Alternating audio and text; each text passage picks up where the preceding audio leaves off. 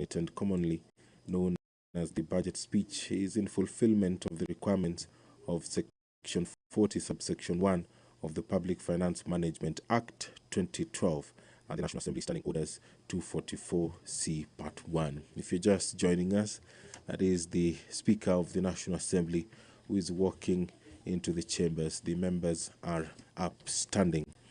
And now I will hand you over for this live broadcast of the National Assembly proceedings where Treasury CS will deliver the budget speech. My name is Edward Kabasa. Enjoy your viewing. Waheshimiwa, tuombe. Ewe Mwenyezi Mungu ambaye kwa hekima na wema wako umeteua nyadhifa za viongozi na mabunge kwa ustawi wa jamii na utawala wa haki wa wanadamu, tunakusihi utazame kwa neema nyingi sisi watumishi wako ambao wameridhika kutuita ili tutekeleze shughuli muhimu za jamhuri yetu. Tunakuomba uteremshie baraka zako sisi tuliokutanika hapa na utujalie tuyatende na kufikiria mambo yote atakayofikishwa mbele yetu kwa njia ya haki na uaminifu, ili utukufu na sifa zako ziendelezwe na ili kustawisha amani, ufanisi na heri ya nchi yetu na wale ambao haja zao umezikabidhi mikononi mwetu. Amen.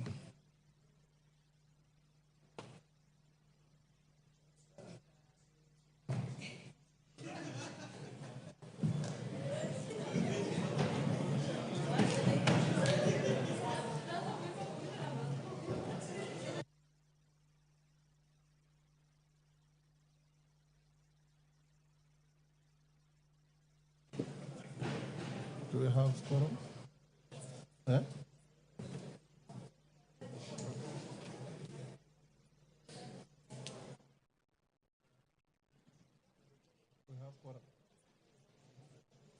Honorable members, we have quorum to transact business. Clerk. Order number 1, administration of oath. Order number 2, communication from the chair.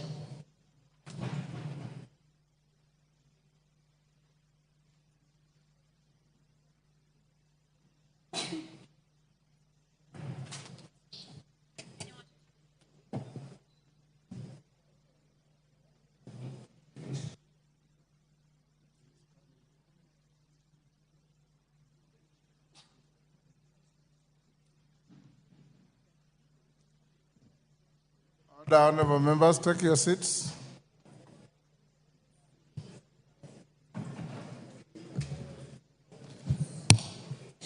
Take your seat, Honorable Osero.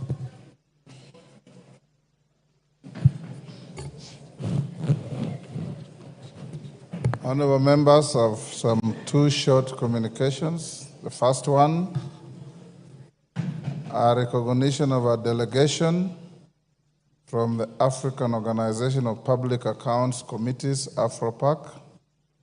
I wish to introduce to you a delegation of members from the African Organization of Public Accounts Committees, AFROPAC, who are seated in the Speaker's Gallery.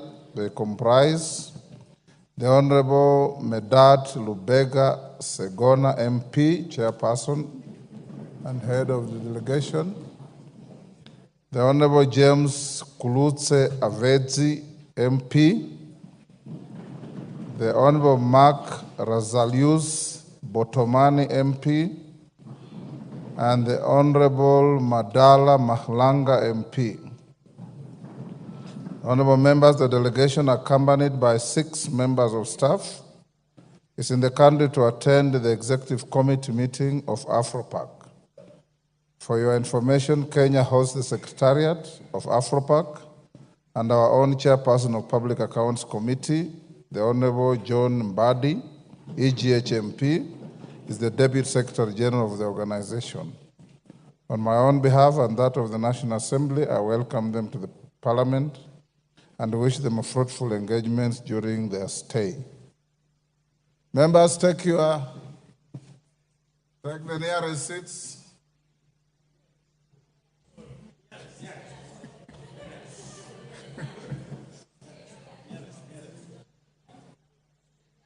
Honorable Kainan.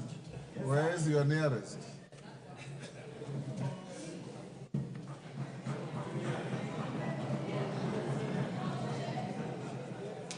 Okay. Honorable members, order. Order. Honorable members, the second communication relates to 2024 Speakers Roundtable with Kenya Private Sector Alliance, KEPSA. Honorable members, as you may be aware, since 2009, the National Assembly and the Kenya Private Sector Alliance, KEPSA, have jointly held an annual engagement under the auspices of the Speakers Roundtable.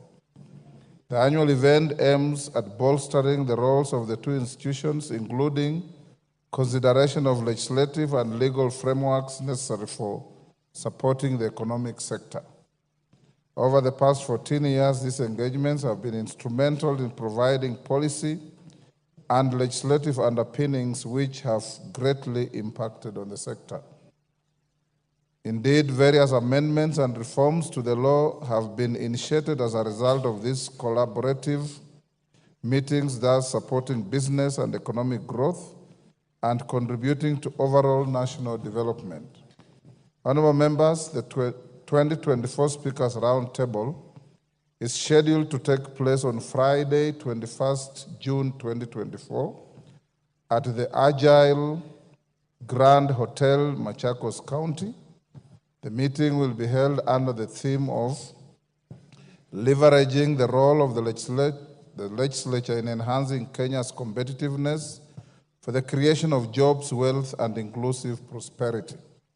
The roundtable discussions will focus on, among other areas, governance, access to finance, competitive logistics and utilities, industrialization and trade, human capital development, and social development and inclusion. Honorable members, participants to the meeting will include all members of Parliament, senior parliamentary staff, and representatives of the business community under the KEPSA umbrella. In this regard, honorable members, I wish to invite all of you to the meeting, as these engagements will afford the House an opportunity to engage with the business community as we seek to set the foundations for greater national economic development. I thank you. Next. Order number 3, messages. Order number 4, petitions. Order number 5, papers. Majority Leader.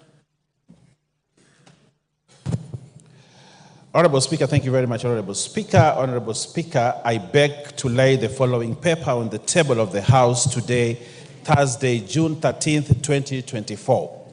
Legal notice number 96 of 2024 relating to the Independent Policing Oversight Authority General Regulations 2023, including the explanatory memorandum, executive summary, and synopsis of stakeholders' engagement from the Independent Policing Oversight Authority, IPOA. I thank you, Honorable Speaker, and I beg to lay.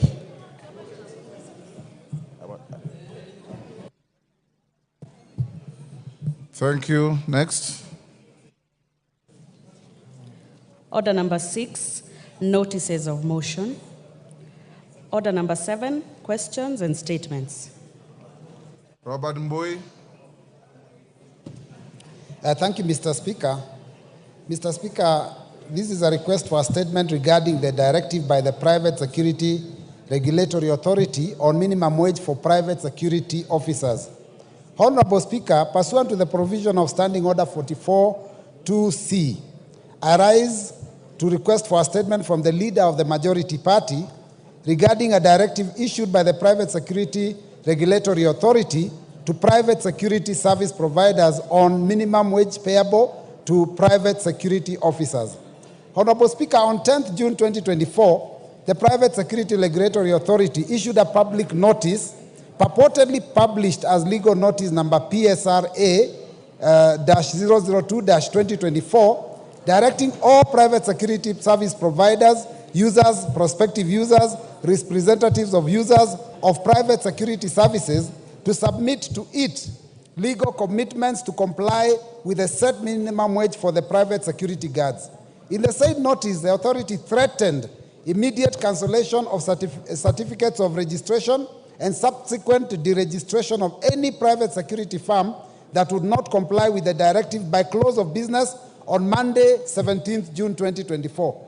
Honorable Speaker, Section 70 of the Private Security Regulation Act 2016 requires a responsible CS to make regulations for the proper administration of and give effect to the Act, including matters of employment of security guards by operation of Article 95 of the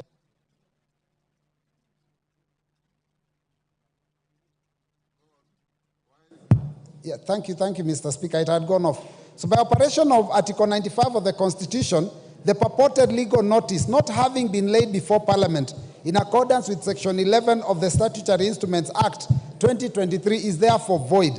Honorable Speaker, it is against this background that I request for a statement from the Leader of the Majority Party on the following. 1, could the Leader of the Majority provide a report on the constitutionality of the legal notice number PSRA/002/2024 issued by the Private Security Regulatory Authority on 10th June 2024 on compliance with the minimum set wage? 2, outline the steps that will be taken to revoke the legal notice by the Private Security Regulatory Authority if found illegally issued, and the measures put in place to ensure adherence with the relevant laws while exercising the said directive. 3, provide details on the processes leading to the determination of the minimum wage and whether the process adhered to the due process contemplated in law. 4, explain the powers and functions of the Private Security Regulatory Authority under Section 9Q of the Private Security Regulatory Authority Act 2026. Includes setting of the minimum wage for security guards without reference to the Ministry and the Salaries and Remuneration Commission.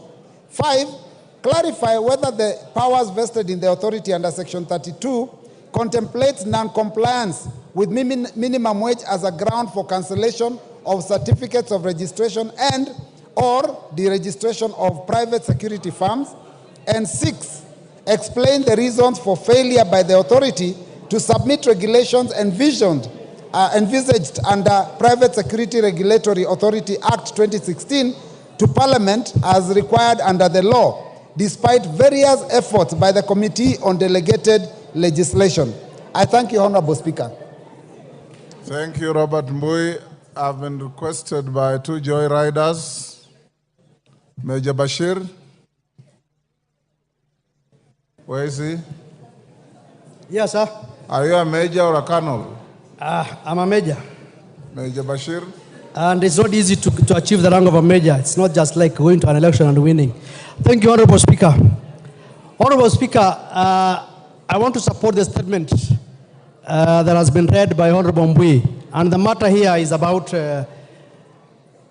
regulating the private security industry. Honorable Speaker, sometimes last year, the PSRA, together with the Ministry of Interior and National Coordination, appeared before the Committee of Delegated Legislation, of which I'm a member. And we asked them to bring the regulations so that the committee can go through and either approve or annul. Sadly, the said regulations have not been brought to Parliament through the committee. What we are seeing now through gazette notices aimed at private security companies is a nullity in itself, because it is something which is not bound by law. Take, for example, the issue of minimum wage. It is not under the purview of the Private Security Regulatory Authority. Make your point, Bashir. We don't have much Thank you so much. time. On matters of minimum wage, it is the Labor Council that sets minimum wage. The work of the PSRA is to ensure that it implements and enforces the minimum wage as set by the labor law. It's not under their purview to set minimum wage. 2, there's a lot of despondency on the private security industry now, because every now and then, every 2 weeks, every month, they are getting new legal notices, which, in my understanding, and the understanding of our committee for that matter, is that it has not been approved by Parliament. So the regulations out there is null and void, and I wish that the Ministry of Interior and National Coordination should ensure that they abide by the rule of law. Thank you, Honorable Speaker. Osoro, make your point in 1 minute.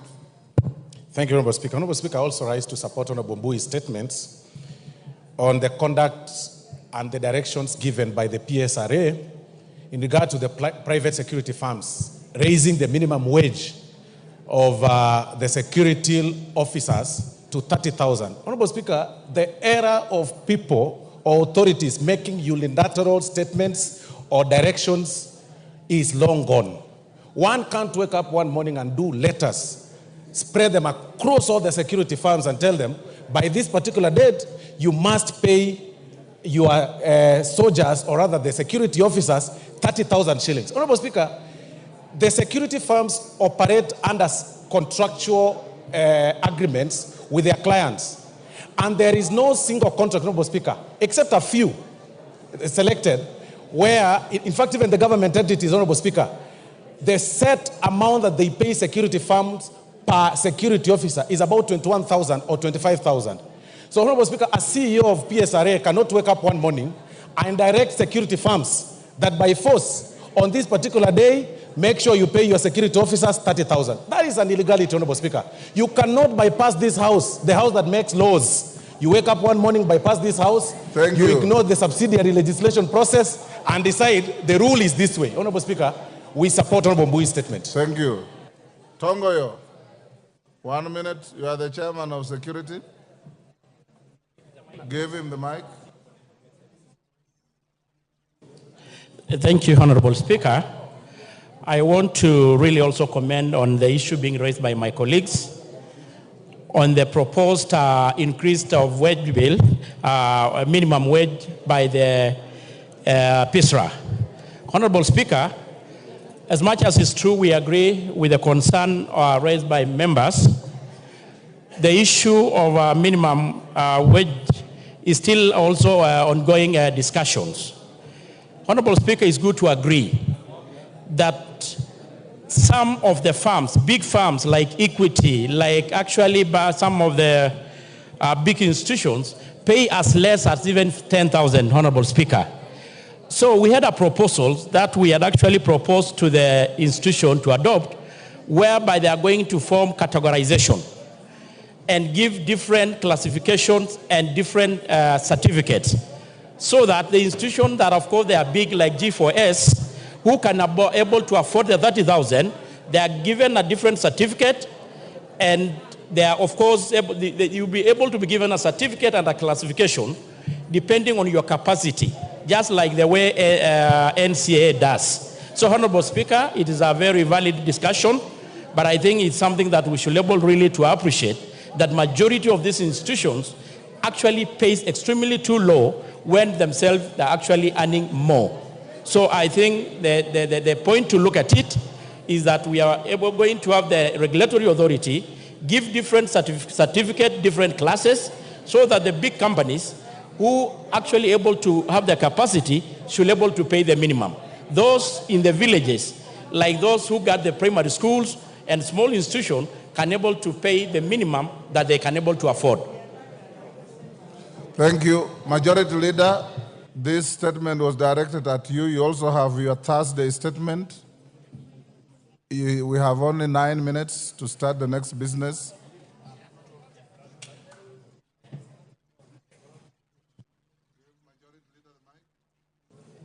Thank you, Honorable Speaker. And let me thank the Honorable Robert for that statement. And indeed, it has been a concern to many people who have also reached out to me who are running security firms.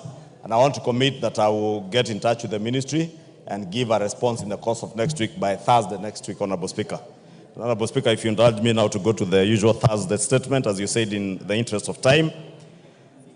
Pursuant to the provisions of Standing Order 44.2a, I rise to give the following statement on behalf of the House Business Committee, which met on Thursday, 11th June 2024, to prioritize the business for consideration during the week. Honorable Speaker, as you had previously communicated, today, Thursday, 13th June 2024, the Cabinet Secretary for the National Treasury and Economic Planning, Professor Njuguna Ndung'u, EGH, will make a public pronouncement of the budget highlights and revenue-raising measures for the financial year 2024-2025 and the medium term. I urge members to listen keenly and actively participate in this important business when the opportunity for debate on the matters raised comes up in the House, Honorable Speaker.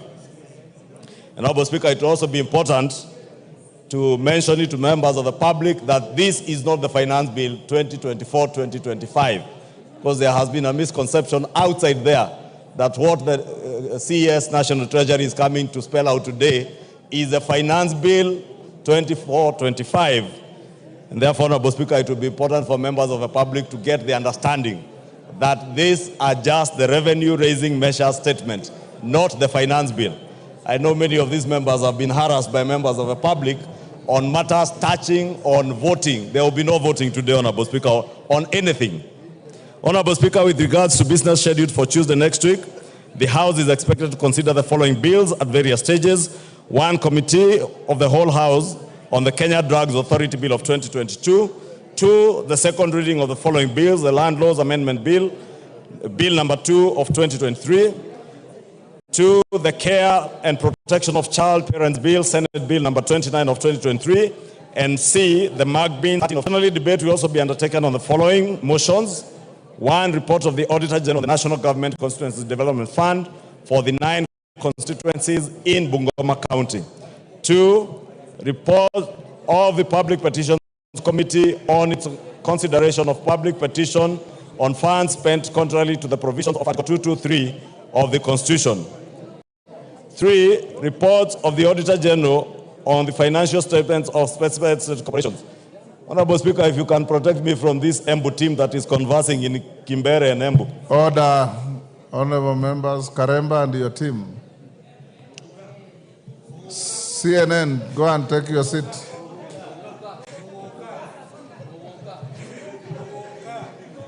Honorable Speaker, the only word I could understand was Mokoka.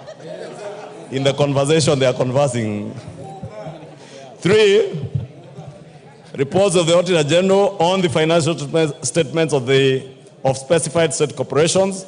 4, report on the Parliamentary Broadcasting and Library on enhancing reporting of parliamentary business on online platforms. 5, report of the Committee on Regional Integration on its inspection to the semi-autonomous institutions of the East African Community in Uganda.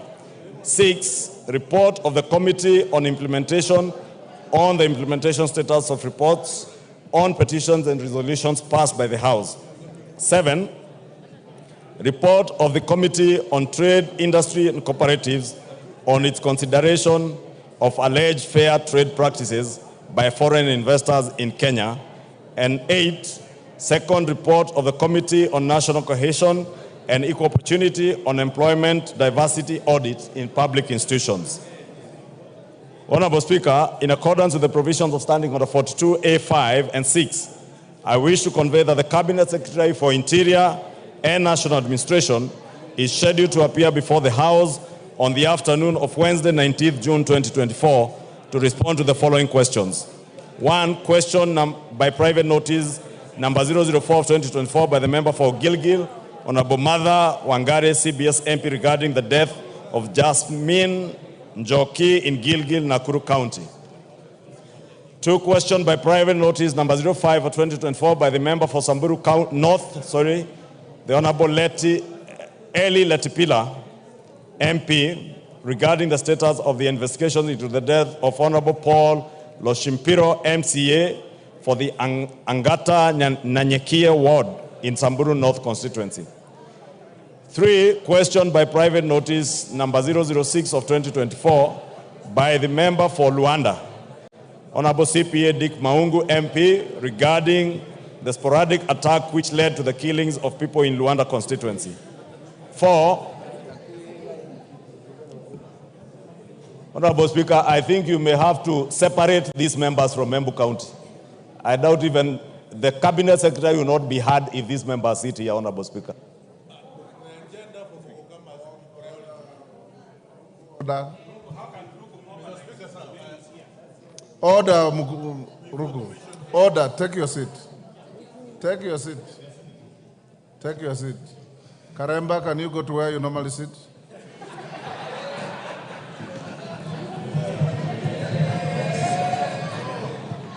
Go retreat to where you normally sit. In actual fact, Honorable Speaker, these 3 seats are reserved for members of the Parliamentary Service Commission and the Deputy Speaker. Retreat. And the commissioners have been displaced. Wind up. Wind up. Karemba, you will go and sit where you normally sit. Finish up, Majority Leader. Now that, Honorable Speaker, I can transact some peace. 4 was questioned by private notice number 08 of 2024 by the member for Lugari, Honorable Nabwere Nabi MP, regarding the status of the investigation into the circumstances that led to the death of 2 brothers, Mr. Bonaventure Ounza and Mr. Kalistas Apuoka, by the policemen based in Santo Police Station. 5 is question number 11 of 2024 by the member for Moyale, Honorable Professor Jaldesa Guyo MP, regarding the status of the investigation into the circumstances surrounding the shooting of Ms. Kabale Galgalo Guyo around Kangemi Mosque compound. 6, questioned by private notice by number 012 of 2024 by the member for Lamu, Honorable Monica Mudhoni MP, regarding the recurring conflict between herders and farmers in Ungu village of Hindi Ward, Witu and Mkunumbi wards in Lamu County. 7, question number 271 of 2023 by the member for Laisamis, Honorable Joseph Lekuton MP, regarding birth and death registration offices in Laisamis and Loyangalani sub-counties. 8, question number 02 of 2024 by the member for Matungu, Honorable Oscar Peter Navulindo MP, regarding the surge in cases of livestock theft in the Western region and in particular Matungu constituency. 9, question number 03 of 2024 by member for Kinango, Honorable Gonzi Rai MP, regarding the deployment of the contingent of GSU officers to Kazamoyo village in Kwale County. Question number 05 of 2024 by the member for Bahati, Honorable Irene Joki MP, regarding the replacement of the vehicle with registration plate number GKB340J assigned to the Deputy County Commissioner for Nakuru North Sub-County. Question number 37 of 2024 by the member for Isiolo South, Honorable Tubi Bidu MP, regarding the issuance of identification cards to residents of northeastern and bordering regions. Sorry, Honorable Speaker. 11 is question number 45 of 2024 by the member for Fafi, Honorable Yakub Farah MP, regarding actions taken by the government to enhance security in Fafi constituency. 13, question number 48 of 2024 by the member for Emuhaya, Honorable Omboko Milemba MP, regarding the intimidation and unfair labor practices against non-local teachers in Mandera County and the broader northeastern region. 14 is question number 050 of 2024 by the member for Kilome, Honorable Thadia Zambia MP, regarding the gazettement of Nzai sub-location in Makwiny constituency. 15 is question number 123 of 2024 by the member for Yatta, Honorable Robert Basil MP, regarding the omission of Yatta sub-county administrative units from Gazette Notice number 1766. Lastly is question number 124 of 2024 by the member for Kiambu, Honorable Mashua Waithaka MP, regarding delay in issuance of national identification cards within Kiambu constituency. In conclusion, Honorable Speaker, the House Business Committee shall reconvene again on Tuesday, 18th June 2024 to schedule business for the rest of that week. I now wish to lay this statement on the table of the House. Thank you, Honorable Speaker. Honorable Rahab Mukami, you have a statement which I will defer to Tuesday. Hold your horses to Tuesday. I've said I've deferred to Tuesday, so I'll give you an opportunity on Tuesday. Yes, Wangari, what's the point of order? Thank you, Mr. Speaker. It's not usual to comment after the usual statement by the Leader of Majority, but indulge me, Chair, Honorable Speaker, on the issue of private notice questions. They are supposed to have been answered within a week. Some of these issues, like the case of the girl who was killed in Gilgil, it was last year, September 12th, Mr. Speaker. You ask a question on private notice, months later, it is not responded to. What are we going to do as a House to deal with that issue of private member notice questions? Because they are taking too long. we are not getting justice and getting answers at the right time. I think it's an issue that has concerned many members, Mr. Speaker, that maybe you should give guidance to the House. I'll give you guidance next week. Honorable members, order, Honorable Ruku, order, Honorable Ruku, I have received 2 statements. One from the women rep from Lamu, denouncing and renouncing Muguka. Another one from you, praising Muguka as a valuable resource mobilizer and crop from your region. Right? The 2 statements are with me. I'll give you time next week if you want to bring them to the House so that you can present them.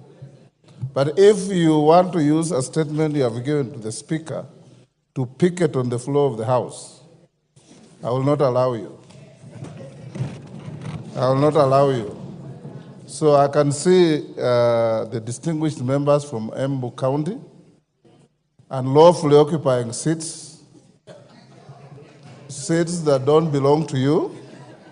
You can see those are designated seats. And I just hope that you are sitting here innocently with no intention of breaching the standing orders or causing any disaffection in the House. If you do so, you will be offending the feelings of many people. We know Muguka is a very, very contentious issue. Like I've told you, the statement from the women rep of Lamu is as strong as your statement. There are 2 competing issues. Hold your horses. I'll give you an appropriate time to prosecute your case. On behalf of these members, can you say something? No. You will not say anything. If I give you time to say something, Lamu will also want to say something. And I don't want to dilute the importance of this day in this Parliament. Call the next order. Honorable members will put questions on the matters that are pending. Then we go to the next issue. Order number 8, motion, report of the Committee of the Whole House on its consideration of the Equalization Fund Appropriation Number 2 Bill, Senate Bill Number 30 of 2023, question to be put and 3rd reading.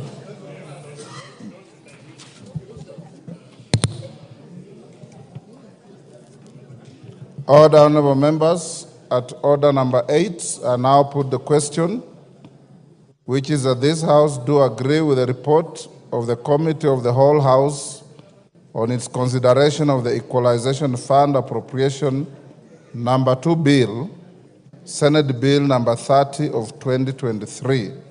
As members of that opinion say aye. Aye. Will those of the contrary opinion say nay? The ayes have it. The move of the bill. Honorable Ndindi. Thank you very much, Honorable Speaker.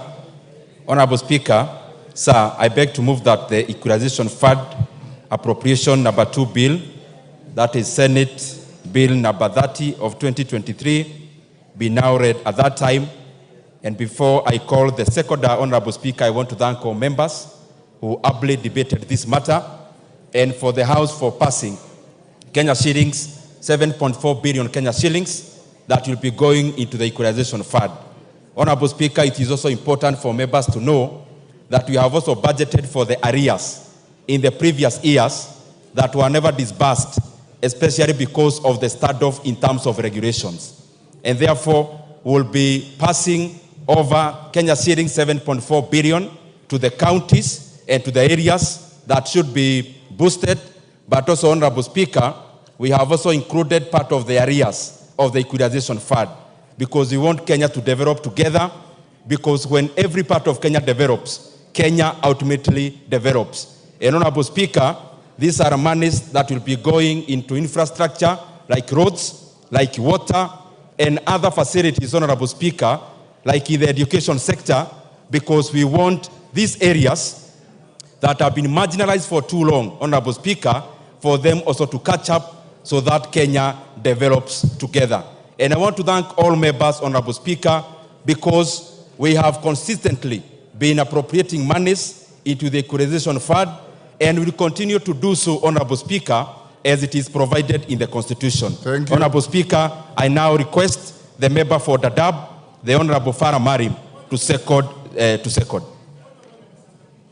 What is out of order?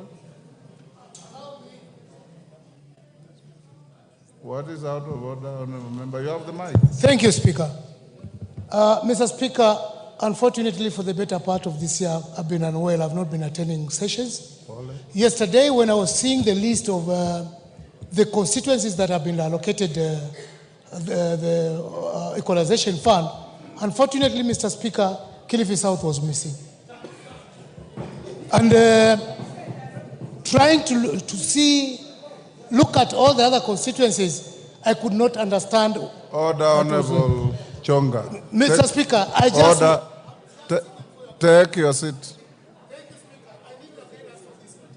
Order, Honorable Chonga. The Speaker does not allocate equalization funds.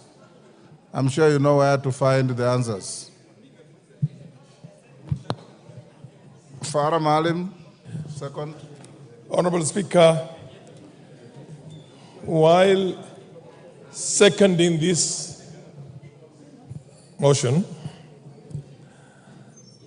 it's important, Mr. Speaker, we were in this Parliament together in the 10th Parliament when, under the new constitutional dispensation, something called the Equalization Fund was created. And the idea was that the traditional, historically marginalized areas can be brought up to speed with the rest of the country. More so in light of what we had before, which was called the Sessional Paper number 10 of 1965, which essentially cut off the so-called buffer zones of the North and the former NFD from development. Mr. Speaker, we had 14... Order. Honorable I just want to second that, but I'm seconding. You are making an important point at the wrong forum. Yes, I just want to make an observation. I've already seconded it. But those are matters that in line with exactly, and in line with what the chair, the chair has done. The chair has elaborated essentially on why he thinks this should be passed. I am also elaborating on that, but putting a rider in that this now has been watered down to 34 constituent counties. So I support it. And I'm happy that the chair of the committee has done a lot of efforts to make sure this money is disbursed. But how much infrastructural development will 90 million do for Garissa in terms of tarmac roads, in terms of national grid, in terms of all those things? Equalization, the word equalization means bring them up to speed. But having said that, I know that we have a minority here, but I second it. Thank you very much. Thank you. Order. I now propose the question, but Honorable Chonga, the allocation of equalization fund is done by the CRA. Then, order, Honorable Farah. We are the ones who drafted the Constitution 2010. The areas that were identified were subsequently expanded by CRA and approved by Parliament. I now propose the question, which is that the Equalization Fund Appropriation Number 2 Bill, Senate Bill Number 30 of 2023, be now read a third time. Can I put the question? I now put the question, and I confirm that we have the requisite quorum, which is that the Equalization Fund Appropriation Number 2 Bill, Senate Bill Number 30 of 2023, be now read a third time. As many as of that opinion say aye. Aye. Will those of the contrary opinion say nay? The ayes have it. A bill for an act of Parliament to authorize the issue of sum of money out of the consolidated fund and its application towards the service for the year ending 30th June 2024 to appropriate the sum for certain public basic services and for connected purposes. Order number 9, motion, report on the consideration of the consolidated fund services expenditures for the supplementary estimates 2 for the financial year 2023-2024 and the budget estimates for the financial year 2024-2025. Question to be put.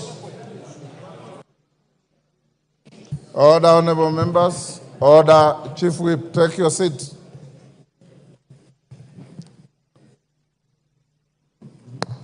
Honorable members, I now put the question at order number 9, which is that this House adopts the report of the Public Debt and Privatization Committee on its consideration of the Consolidated Fund Services for the Supplementary Estimates 2 for year 2023-24 and the budget estimates for year 24-25 laid on the table of the House on Tuesday, 4th June 2024.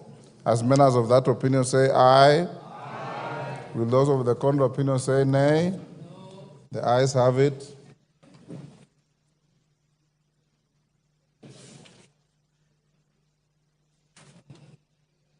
Honorable members,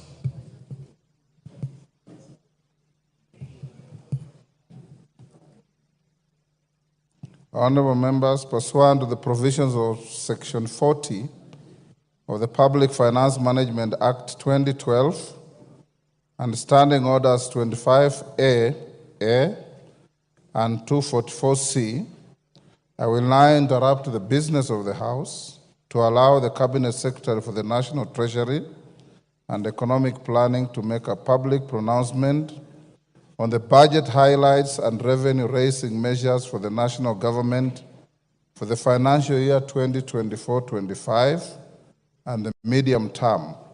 In accordance with the standing orders, I have also designated a suitable place in the chamber for the purpose. Honorable members, as I invite the Cabinet Secretary, I hasten to remind the House of the nature of today's event. First, the House will not make any decision on the pronouncement by the Cabinet Secretary. This is largely a ceremonial event. Members may wish to note that the House is still in the supply period, which commences with the consideration of the budget estimates and concludes with the enactment of an appropriation act. At present, the House has only considered and approved the budget estimates for the financial year 2024-25. As you are aware, the Appropriation Bill 2024 and the Finance Bill 2024, that is, the ways and means proposed to support the appropriations made by the House, will be considered at a later stage. Secondly, Order Kagombe. There was a lot of peace in the House yesterday.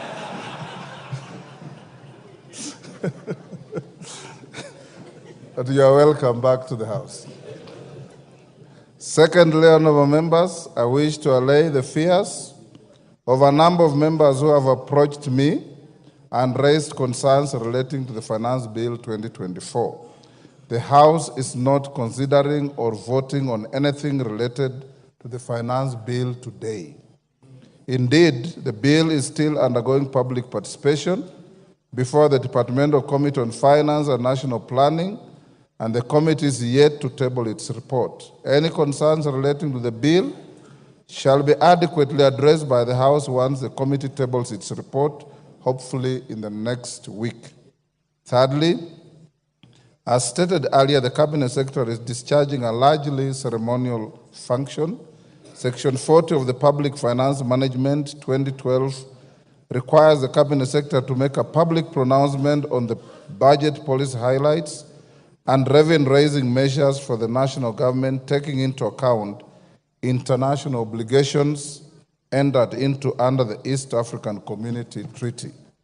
As members are aware, partner states of the East African Community have a standing agreement to present and table budget statements to their respective parliaments every second Thursday of June, which is today. I hope the foregoing adequately clarifies the nature of today's event.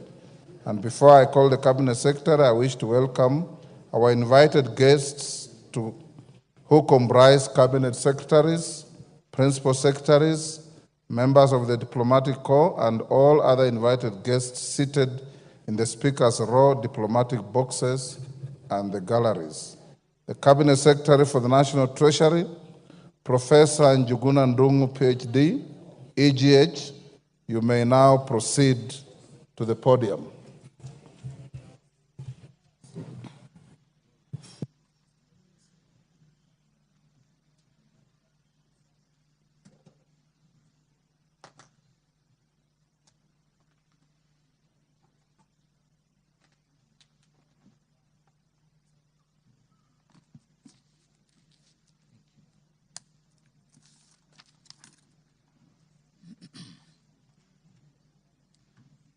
Mr. Speaker, it is my honor and privilege to present to honorable members of this august House and the people of Kenya the second budget of the Kenya Kwanza administration under the leadership of His Excellency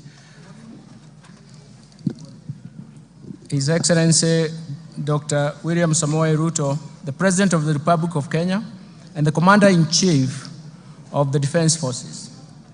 This budget reaffirms the priority policies and strategies for achieving the bottom-up economic transformation agenda that is progressively improving the livelihoods of Kenyans.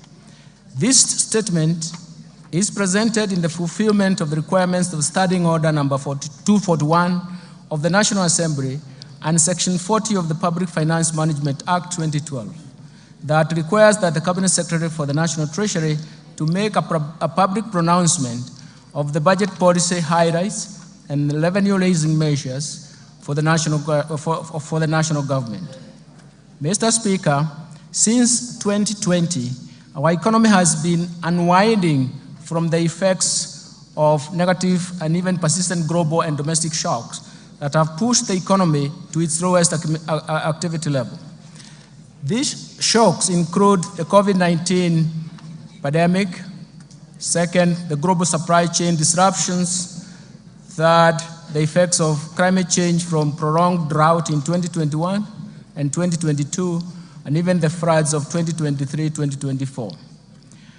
And measures to mitigate these negative shocks embarked on structural reforms under the bottom-up economic transformation have been successful in ameliorating these effects.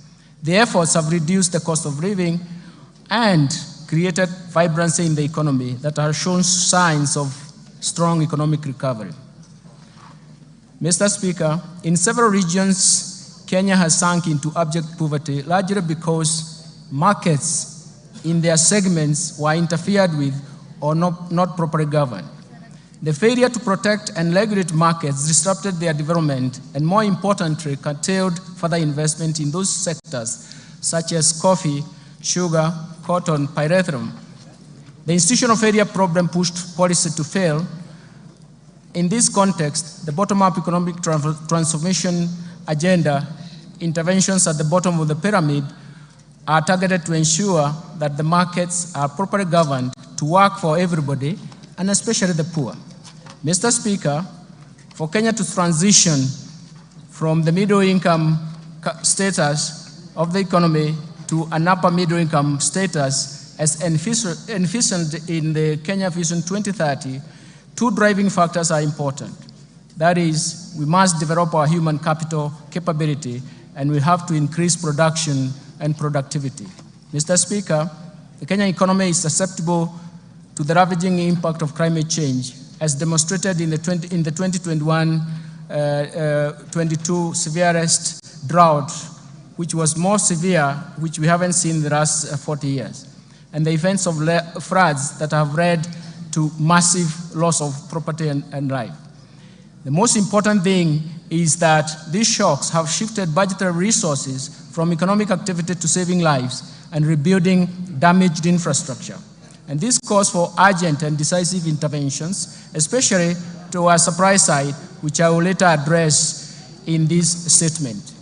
Mr. Speaker, our fiscal policy is geared towards supporting bottom-up economic transformation agenda through continued implementation of a fiscal consolidation plan designed towards slowing down the growth of public debt without compromising economic growth. The fiscal consolidation efforts will continue to target domestic revenue mobilization and rationalization of spending through improved public financial management while reallocating resources in priority areas. Mr. Speaker, in this year's budget process, we accorded Kenyans an opportunity to share their views on how to address the economic challenges facing the country. Kenyans responded to our call and requested the government to address, through this budget, first, the devastating effects of the ongoing floods; second, taxation concerns and cost of living; third, the level of unemployment; fourth, protection of the poor and the vulnerable; fifth, reduction of wastage in public expenditures at the national and county governments level. Today, Mr. Speaker, I wish to assure Kenyans that we have listened to their concerns and we have spelled out measures to address through this budget. In this regard, the budget highlights and even the government's plan to strengthen the resilience of our economy to navigate the global turbulence, accelerate economic transformation, and decisively address the overarching developmental challenges in line with better bottom-up economic transformation agenda. It is in this context we have chosen the theme of this year's budget as sustaining the bottom-up economic transformation agenda, fiscal consolidation, and investing in climate change mitigation and adaptation for improved livelihoods. Mr. Speaker, it is now my privilege and honor to present the economic policy context of this budget.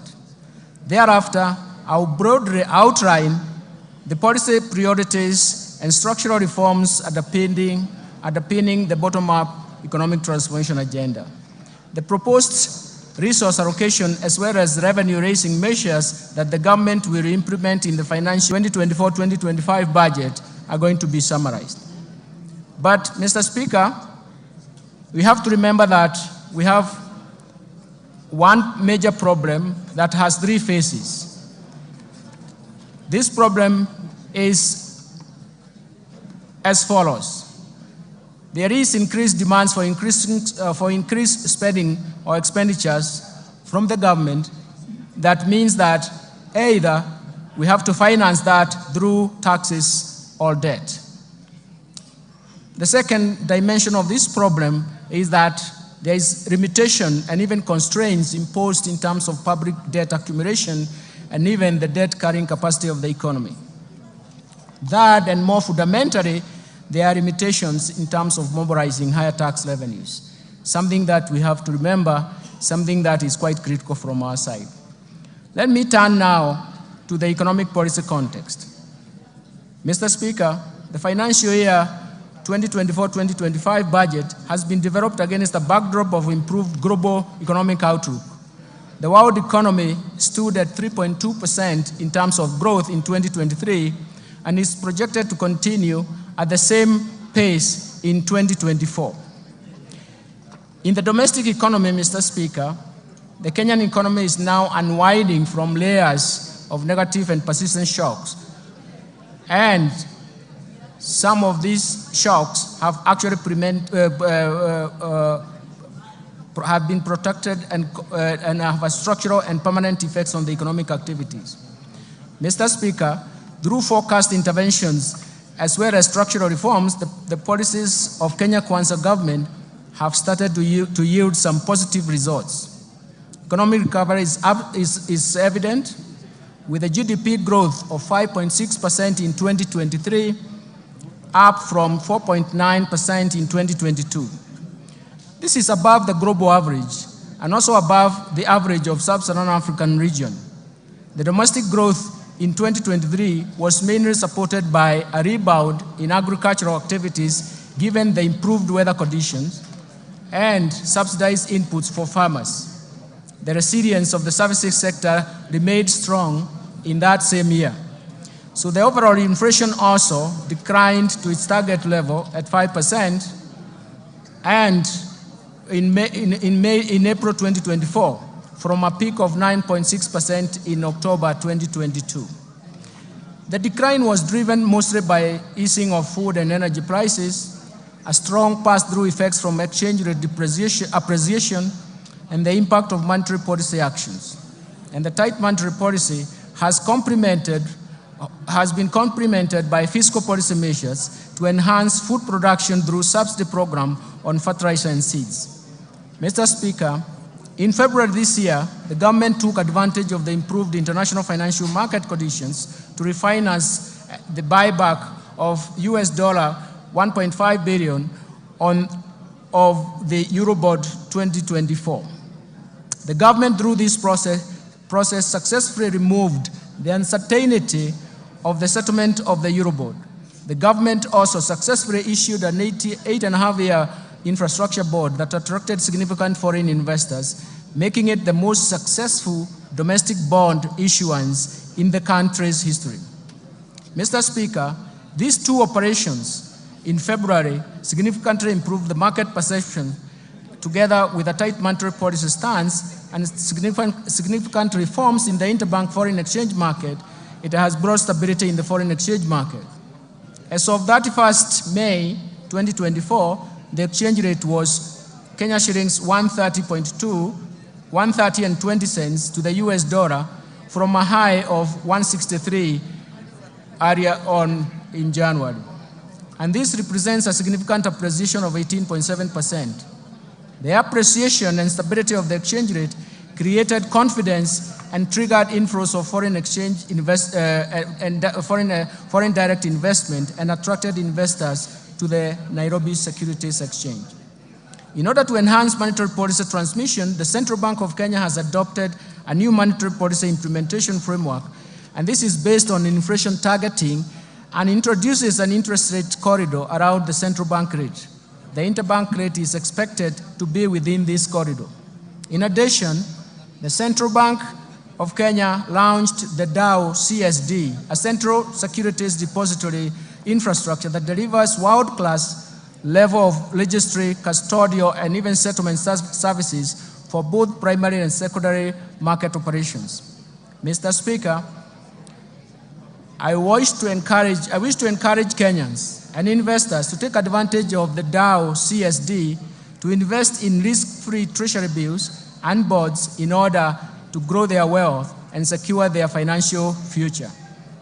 We have simplified the DAO CSD, and investors can simply use the USSD *866# to log in and invest a retail bond for amounts as low as 600 shillings.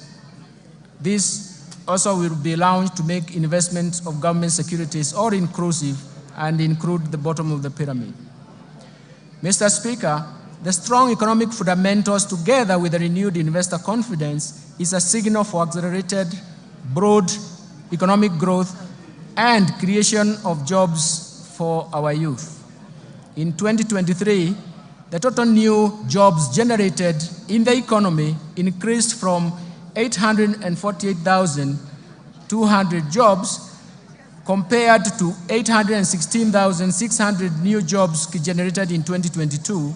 And this is attributable to policies implemented, especially when you focus on affordable housing and the agricultural sector interventions. Looking ahead, Mr. Speaker, and considering the ongoing reforms and even additional measures the government is introducing through the budget statement, we project our economy to grow at 5.5% in 2024 and 2025. This strong growth will be supported by ongoing interventions at the bottom-up economic transformation agenda. In this regard, the government will accelerate investment in human capital development and capital accumulation, in market development, protection and regulation, in domestic resource mobilization, in reforming and restructuring government institutions, and finally, and more important, digitization to usher an era of efficiency in economic management to support economic recovery. Mr. Speaker, in order to safeguard macroeconomic stability and protect the fragile economic recovery, monetary and fiscal policies will remain very prudent. The Central Bank of Kenya will ensure inflation rate remains within target while maintaining a competitive exchange rate and stable interest rates. The Central Bank is further expected to safeguard the improvements in the functioning of the interbank foreign exchange market and apply all its instruments to strengthen the monetary policy transmission mechanism. On the other hand, Mr. Speaker, fiscal policy stance over the medium term aims at supporting the government's bottom-up economic transformation agenda by delivering a strong fiscal consolidation with fiscal deficit declining from 3.3% of GDP in financial year 2024-2025 from a high of 5.7% of GDP in financial year 2023-2024. This will improve the primary surplus to 2.3% of GDP in the financial year 2023-2025 from a primary deficit of 0.4% in the previous year. I will later in this statement elaborate on policy measures to deliver the strong fiscal consolidation.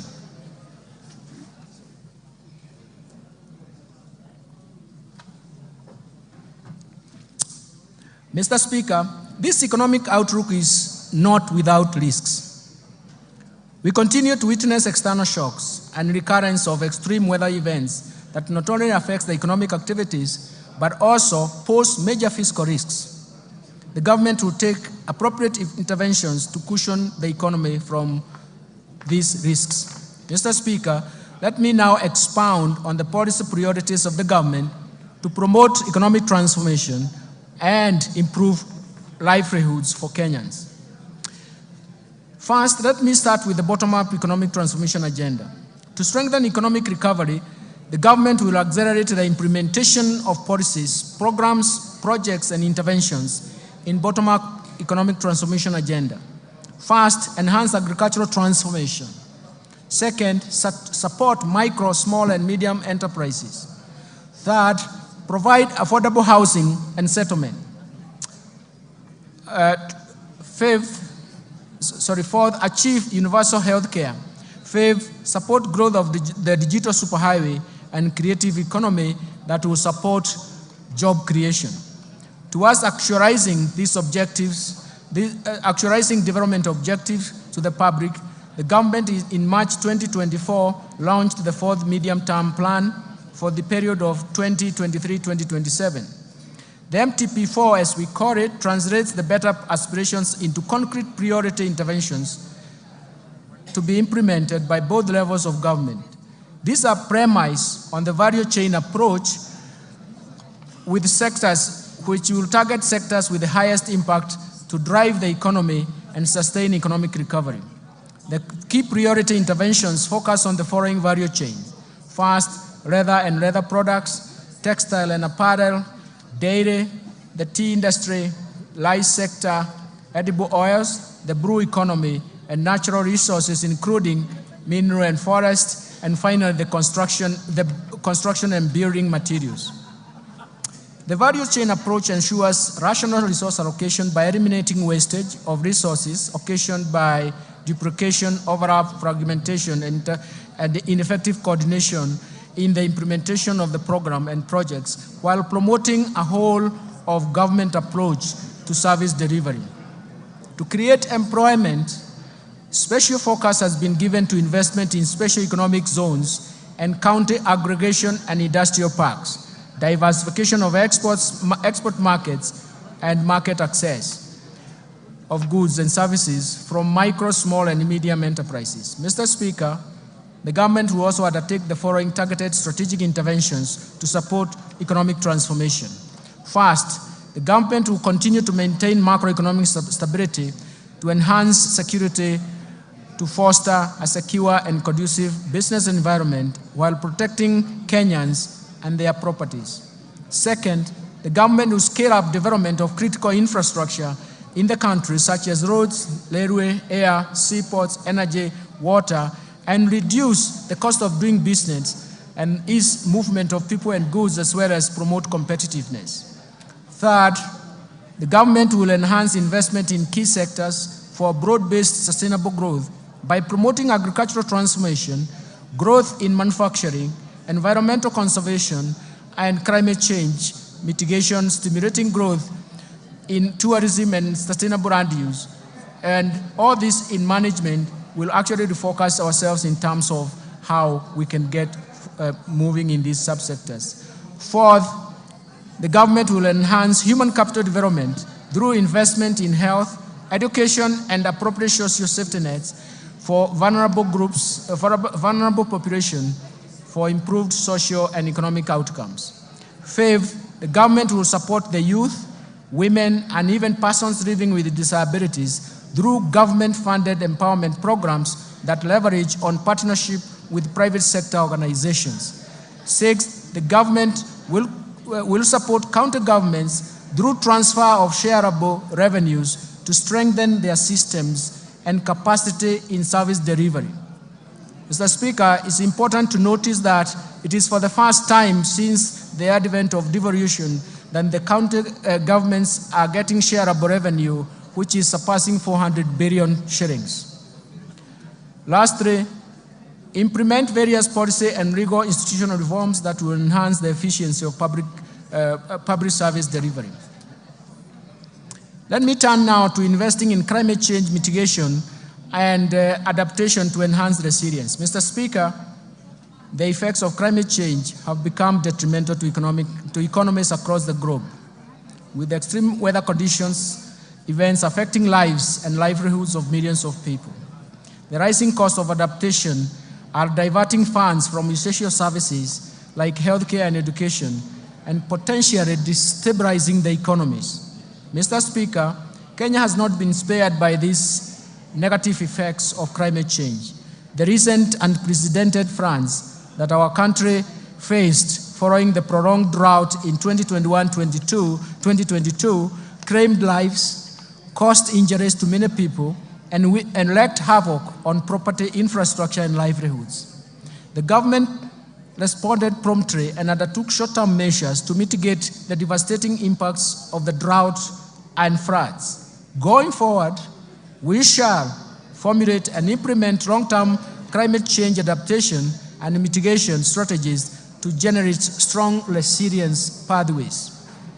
Mr. Speaker, our climate action agenda is informed by the need to restore our degraded ecosystem that include forests, rivers, and wetlands. It is for this reason that His Excellency the President has rallied Kenyans to prioritize environmental conservation, implement aggressive reforestation, afforestation, and wetland restoration programs, and reverse the biodiversity loss and even land degradation. In response to the President's call,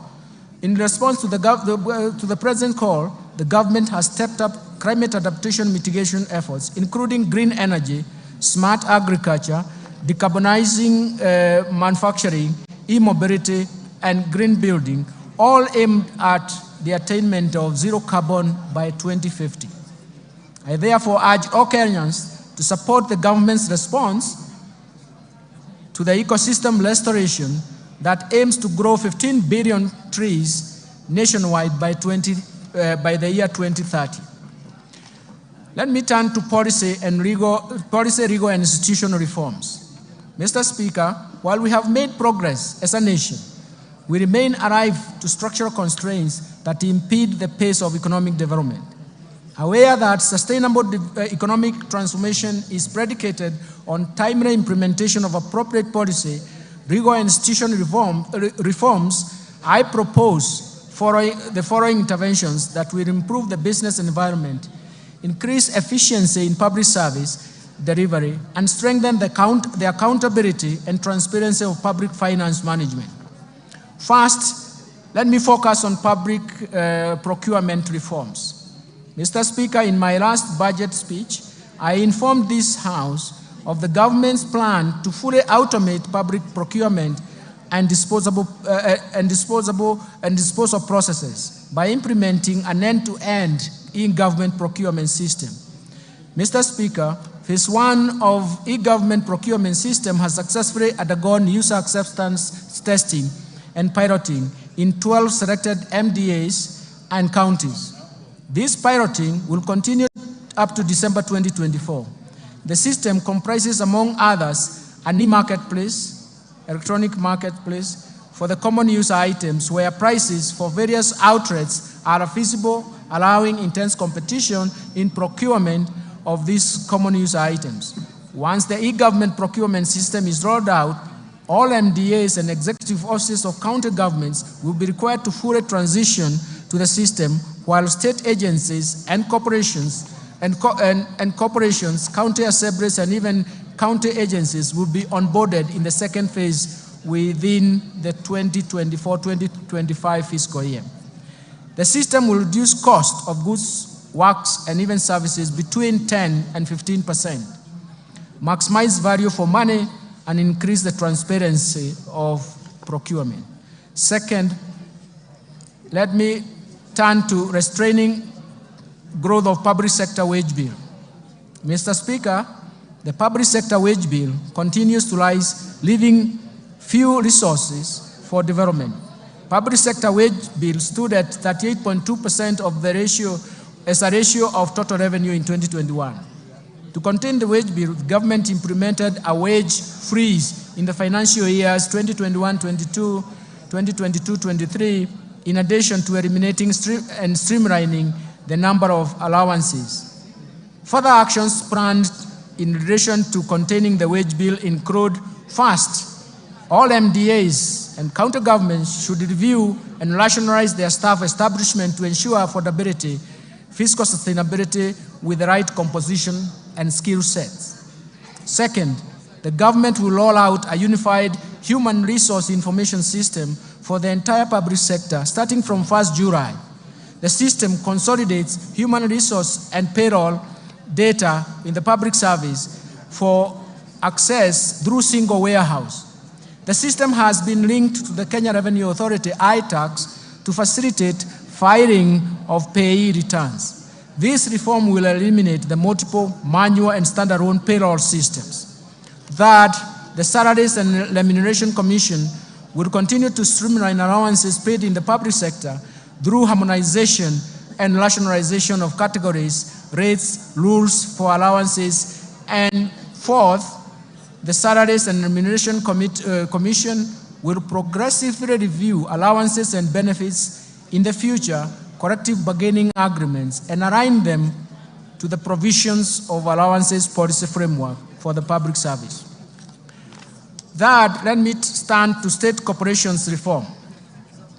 In order to address the challenges faced by state corporations, including government-owned enterprises, the government will first privatize government-owned enterprises whose mandates are no longer relevant, those that require huge budgetary allocations for bailouts, and those producing goods and services that are more efficiently produced by the private sector. Second, restructure the state corporations through mergers and or transfer back to parent ministries or relevant state corporations to remove duplication of functions, and enhance the efficiencies and synergies in operations so as to optimize use of limited resources.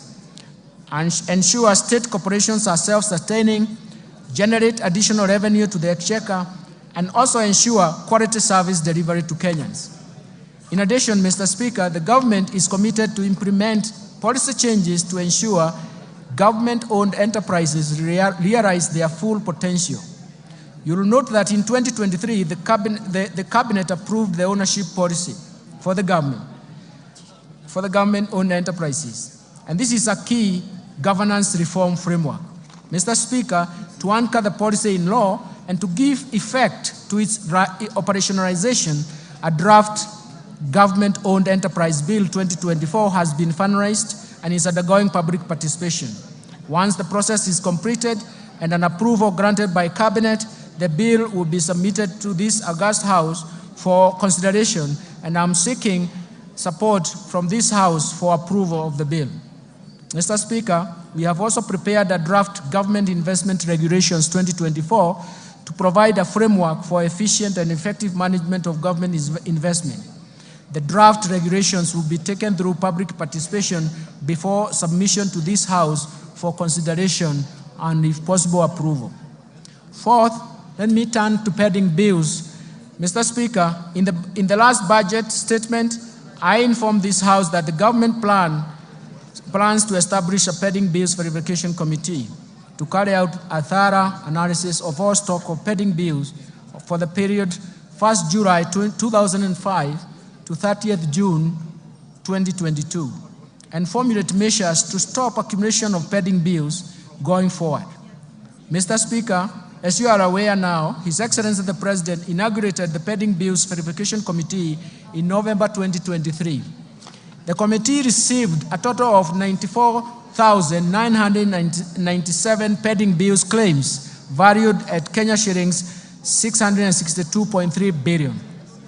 Analysis of the pending bill claims submitted by MDAs is ongoing.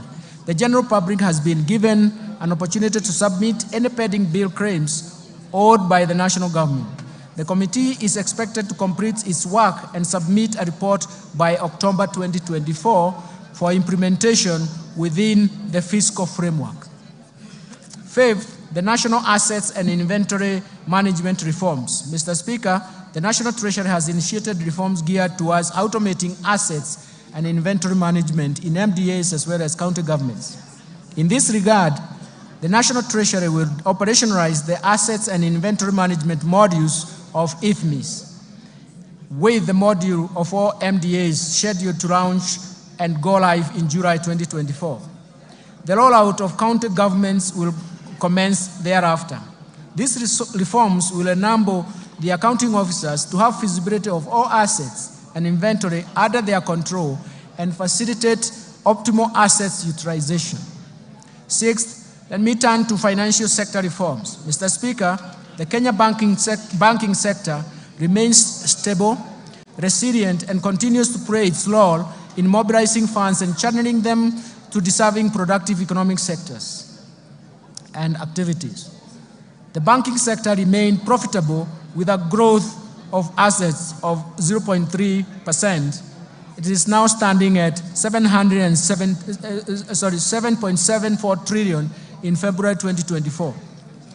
Credit from commercial banks to the private sector stood at around 6.9% in terms of growth in April 2024 and has benefited key sectors of the economy. The Financial Inclusion Fund, popularly known as the HASRA Fund, and the de-risking of lending to the MSMEs through the Credit Guarantee Scheme have facilitated additional lending to the MSME sector. Mr. Speaker, to position the banking sector to effectively play its role in Kenya's socio-economic transformation, 3 recent reforms have been implemented. First, the licensing and oversight of digital credit providers to address inherent challenges, including the high cost of credit, unethical debt collection, inadequate disclosures and lack of transparency, breach of data privacy, and abuse of personal information. As at the end of March 2024, 51 digital credit providers have been licensed. Secondly, on climate change, the CBK in April 2024 issued draft Kenya Green Finance Taxonomy for public participation that will serve as a tool to classify whether particular economic activities are green or environmentally sustainable and serve as a guide for banking sector and other market participants in making informed investment decisions or financing decisions. Third, to eliminate money laundering and vulnerability in the banking sector, the CBK has revised the anti-money laundering and combating the financing of terrorism and proliferation of financing, and the supervisory framework has been implemented so that the risk-based supervision is enacted, undertaking institutional and sectoral risk assessment and enhancing staff complement capacity for supervision. Mr. Speaker, the Kenya banking sector is exposed to dynamic global, regional, and even local developments, necessitating reforms in this respect. The following reforms are proposed. First, the Central Bank of Kenya intends to progressively increase the minimum core capital for banks from the current 1 billion to Kenya shillings 10 billion. The CBK will engage the market for an appropriate timetable to achieve this goal. This is intended to strengthen the resilience and increase the bank's capacity to finance large-scale projects while creating sufficient capital buffer to absorb and withstand shocks posed by continuous emerging risks associated with adoption of technology and innovation as institutions expand. Second, the central bank plans to amend the Banking Act to provide for stiff dissuasive penalties that are proportionate to the violations committed, support a strong compliance culture in banks, and also make sure that it aligns to international best practice. Let me turn to capital markets developments. Mr. Speaker, in order to enhance price discovery and boost income for coffee farmers, the Capital Markets Authority has licensed 14 coffee brokers, and so far, 29 auctions have been conducted under the Capital Markets Coffee Exchange Regulations 2020 at the Nairobi Coffee Exchange. In addition, the authority has approved the direct settlement system, which has been operationalized by one of the local commercial banks. Let me turn to pension reforms. Mr. Speaker, majority of Kenyans remain uncovered with the retirement benefits coverage at stands at about 26%. We need to address this challenge. The Cabinet has approved the National Retirement Benefits Policy in November 2023 that requires all entities to enroll all the employees, both contractual and permanent, and pensionable for registered retirement benefits scheme.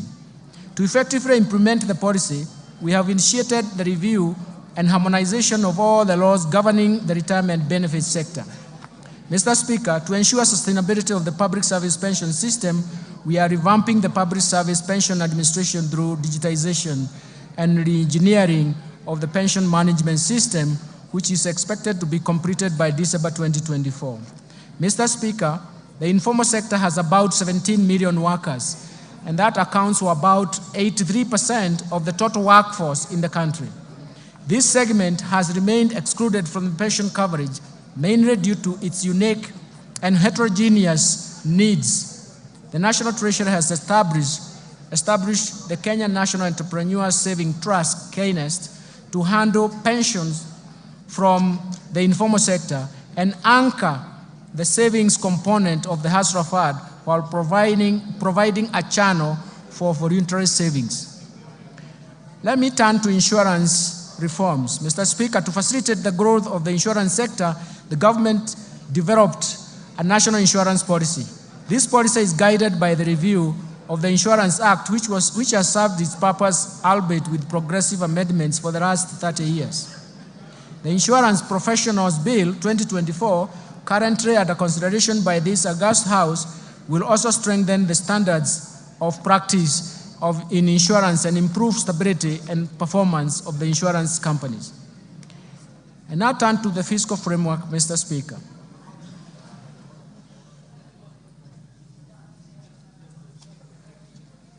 Mr. Speaker, the government's fiscal policy is to enhance fiscal consolidation efforts to reduce debt vulnerabilities and rebuild fiscal buffers amid significant global and even domestic challenges. These external and domestic shocks that Kenya has experienced serve as a reminder of the importance of fiscal buffers. Mr. Speaker, the focus of our fiscal policy thus remains to reduce the deficit from 5.7% of GDP in the current financial year to 3.3% in the financial year 2024-2025. We're going to do this through various means. First, domestic resource mobilization. Mr. Speaker, implementation of government's plan for rapid and inclusive socio-economic transformation largely depends on robust revenue growth rate. Indeed, despite significant government investment in reforming the tax structure, the tax to GDP is estimated at 11.5% of GDP as of 2022-2023, against an estimated potential of 25% of GDP. And this is also the convergence criteria in the East African community countries. We therefore urgently need to address the challenges that negatively affects our revenue correction, some of these challenges include: first, there is an existence of hard-to-tax sectors. The economy is dominated by a large informal sector that is mostly outside the current tax instrument, leaving the country to rely on a narrow tax base, and it is time to reverse this trend. Second, proliferation of tax expenditures over the years. Tax expenditures are estimated right now at 2.9% of GDP if you consider the 2022 data. That it has major erosion to the tax base. Third, low tax compliance largely attributed to factors such as the technical and complex nature of our tax laws and procedures, taxpayer apathy due to perceived inefficient use of tax revenues, high compliance costs, and inadequate taxpayer education. Fourth, there are difficulties in taxing emerging digital economy. The tax system is not fully equipped to deal with the emerging business models that leverage on the digital technology. Finally, Mr. Speaker, inadequate modern technology equipment for use at every stage or exit border points, misdeclaration and even misclassification of goods, inadequate customs border posts, infiltration of counterfeits, smuggling, and diversion of goods. Mr. Speaker, in order to address these challenges and enhance the revenue mobilization, we shall implement a combination of tax policy and administrative reforms. The reforms are premised on the need to ensure that taxes are more supportive to economic activity. They do not distort the market and have a predictable tax structure. The reforms include, first, implementation of tax policy and administration measures proposed in the Finance Bill 2024. Second, implementation of the medium-term revenue strategy to expand the tax base to 20% of GDP over the medium term. Third, to strengthen the tax administration for enhanced compliance through leveraging on technology to revolutionize tax processes, sealing revenue loopholes, and enhancing the efficiency of tax system. And finally, we're focusing on unlocking additional non-tax revenue potential by MDAs through the services they offer to the public. Let me turn to improving the efficiency of public expenditure. Mr. Speaker, turning to expenditures, we should ensure that our scarce resources are used in the most efficient and effective way. Mr. Speaker, in order to move towards a balanced budget and further improve efficiency in public spending, the following bold actions and reforms have been outlined in the financial year 2024-2025. First, rationalization of transfers to SAGAs by at least 30% from the financial year 2023-2024 approved budget, in line with the overall austerity measures cutting across all ministries, departments, and agencies.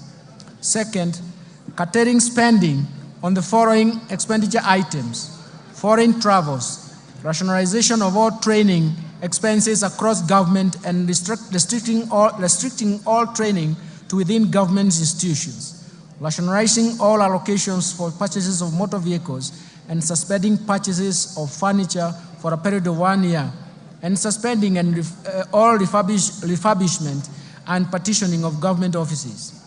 Third, the expenditure control measures that include suspension of all new recruitment in the public sector for 1 year, for the next 1 year, audit and cleanse all public payrolls, pension, and transfers to the vulnerable, with a view to eliminate ghost workers as well as enforce payments of salary scales and that are approved as recommended by SRC, and consolidation of public procurement for common user items.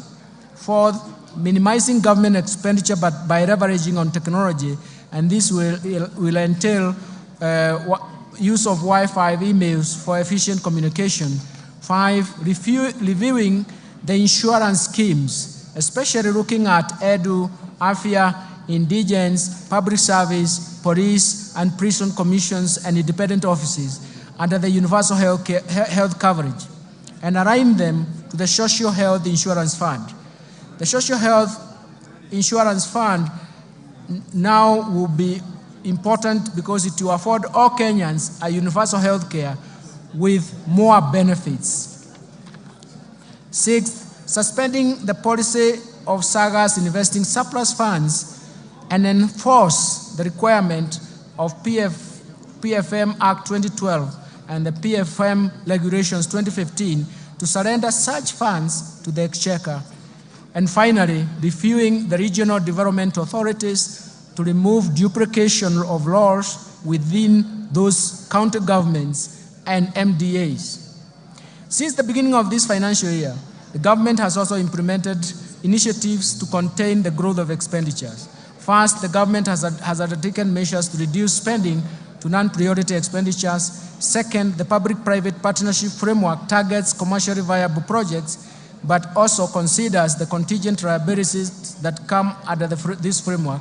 And third, we are reviewing the portfolio of externally funded projects with a view to restructuring and realigning them with bottom-up economic transformation agenda. All these initiatives, Mr. Speaker, will help lower the expenditures. I now turn to revenue measures, revenue projections. Mr. Speaker, with the policy measures and structural reforms highlighted above, we project total revenue corrections, including appropriations in aid for the financial year 2024-2025 budget to be Kenya shillings 3,343.2 billion, equivalent to 18.5% of GDP. Of these, ordinary revenue is projected to be Kenya shillings 2,917.2 billion, equivalent to 16.2% of GDP. Ministerial appropriations in aid is projected to be 426 billion shillings. Grants to this budget are provided at Kenya shillings 51.8 billion, all which is 0.3% of GDP.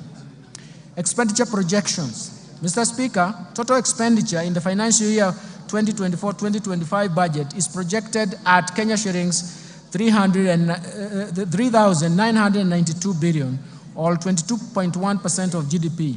Of this, the recurrent expenditure will amount to Kenya shillings 2,840 billion, or 15.7% of GDP. The development expenditures, including allocations to domestic and foreign finance projects, contingency fund, and even equalization fund, is Kenya shillings 707.4 billion, equivalent to 3.9% of GDP. Total allocation to county governments is projected at Kenya shillings 444.5 billion, of which equitable share is 400.1 billion. Fiscal balance. Mr. Speaker, given the projected revenue grants against the projected expenditures, the fiscal deficit including grants is projected at 597 billion, equivalent to 3.3% of GDP, and this is down from Kenya shillings 925 billion, or 5.7% of GDP in 2023-2024. In this respect, the primary balance will improve to a surplus of 2.3% of GDP from a deficit of 0.4% of GDP in the current financial year. The fiscal deficit for 2024-2025 will be financed by net external borrowing of 333.8 billion, equivalent to 1.8% of GDP, and net domestic borrowing of 263.2 billion, which is equivalent to 1.5% of GDP. Public debt management. Mr. Speaker, Kenya meets its obligations promptly, and no debt arrears have been accumulated. Public debt is projected to remain within sustainable levels on account of fiscal consolidation path that reflects the decline in the ratio of debt to GDP in present value terms over the medium term. To improve Kenya's debt sustainability and boost our credit rating position, the government will continue to implement measures to enhance growth of foreign exchange earnings. Our medium-term debt management strategy aims at lowering the cost and risks in the debt portfolio. In this regard, the government will slow down uptake of new external commercial debt and undertake liability management operations through debt swaps and other innovative solutions. The government will also diversify sources of financing through issuance of Panda Board, Samurai Board, and Skook in diverse financial markets in China, Japan, and the Gulf regions respectively. The government will maximize use of concessional financing from bilateral and multilateral institutions to improve the debt sustainability and boost our credit rating. Let me turn to public-private partnership framework, Mr. Speaker. Due to the limited fiscal space, the government will continue to scale up the use of public-private partnership financing for commercially viable projects. Currently, there are 37 projects at various stages of PPP project cycle. In order to enhance viability of PPP projects, I will soon be proposing amendments to the PFM Act 2012 to speed up the process of financial close, as well as ensure that the related fiscal cost and contingent liabilities are within acceptable levels. Let me turn to public investment management. Mr. Speaker, in order to increase efficiency and effectiveness of public spending, the government will continue to implement public investment management regulations at the national government and commence a rollout of county governments. The regulations are aimed at streamlining and initiating execution and delivery of public projects within the timelines. Further, the government will roll out public investment management information system to all MDAs to improve the management of development projects in the country. Strengthening financial management reforms is very critical, and now I'll turn to this migration to accrual accounting, Mr. Speaker. The transition to accrual accounting from cash basis marks a significant milestone in our nation's journey to strengthening public finance management. In recognition of this, the Cabinet in March 2024 approved the transition from cash to accrual basis of accounting to improve cash management and enhance the financial and fiscal reporting. The accrual accounting will enable the government to account for all assets and liabilities, including all government assets. With accrual accounting, we will also be able to account for all pending bills, public debt, and pension liabilities. Mr. Speaker, this is an important step to strengthen the public finance management, and I will therefore direct all MDAs and county governments to migrate to accrual accounting starting July 2024. This effectively means, Mr. Speaker, that the last financial statement to be prepared on cash basis by national and county governments will be for the financial year 2023-2024.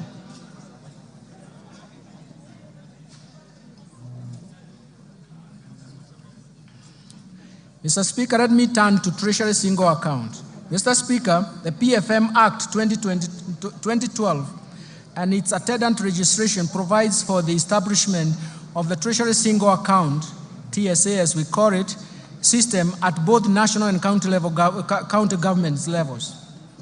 Based on the experience over the last 10 years since the enactment of PFM Act 2012, the need to review the scope of TSE implementation has become apparent. To improve public cash management, it is necessary to operationalize other elements of the TSA system and that are envisaged in the law. The automation of government payments through the Integrated Financial Management Information System, IFMIS, and the Central Bank of Kenya Internet Banking, IB, system forms a good basis to widen the scope of Treasury Single Account system. The National Treasury undertook an inventory of bank accounts and balances held by public sector entities in various financial institutions and established that as at 30th June 2023, these entities held Kenya shillings 431.7 billion with various financial institutions. These large cash balances were not immediately accessible at the time when the government was very, very cash strained. Mr. Speaker, to address this challenge and underscore the government's unwavering commitment for fiscal discipline, transparency, and efficiency in the management of public finances, the Cabinet approved the implementation of Treasury Single Account system in a clustered approach. The system will consolidate government cash resources into a single account held at the Central Bank of Kenya and sub-treasury single accounts at the commercial banks. The National Treasury in this respect will establish a treasury function to manage the TSA and the TSA sub-account structure so that every day the government financial position is known and ascertained the migration of the TSA system commences on 1st July 2024. Let me now turn to resource allocation under the bottom-up economic transformation agenda. Mr. Speaker, let me turn the highlights to government spending priorities in the coming financial year. And in light of the revenue challenges, significant expenditure demands, spending in the financial year 2024 to 2025 will focus on bottom-up economic transformation agenda priorities on 5 core areas with the highest impact on the economy. The first one will be agricultural transformation and inclusive growth. Mr. Speaker, the government focus will be on agricultural transformation and inclusive growth through the value chains approach. This aims at providing adequate and affordable working capital to all farmers through cooperative societies. This, we consider them as aggregators, and deploy the modern agricultural risk management instruments that ensure farming is profitable and incomes are predictable. In addition, it aims to transform farmers from food deficit to surplus producers through input finance, subsidies, and intensive agricultural extension support. This will raise productivity of key food value chains, reduce dependence on basic food imports, revamp underperforming export crops, and expand to new high-value emerging crops, and boost tea value chain through breeding and branding. Mr. Speaker, to attain food and nutrition security, I proposed an allocation of Kenya shillings 54.6 billion for various programs under this sector.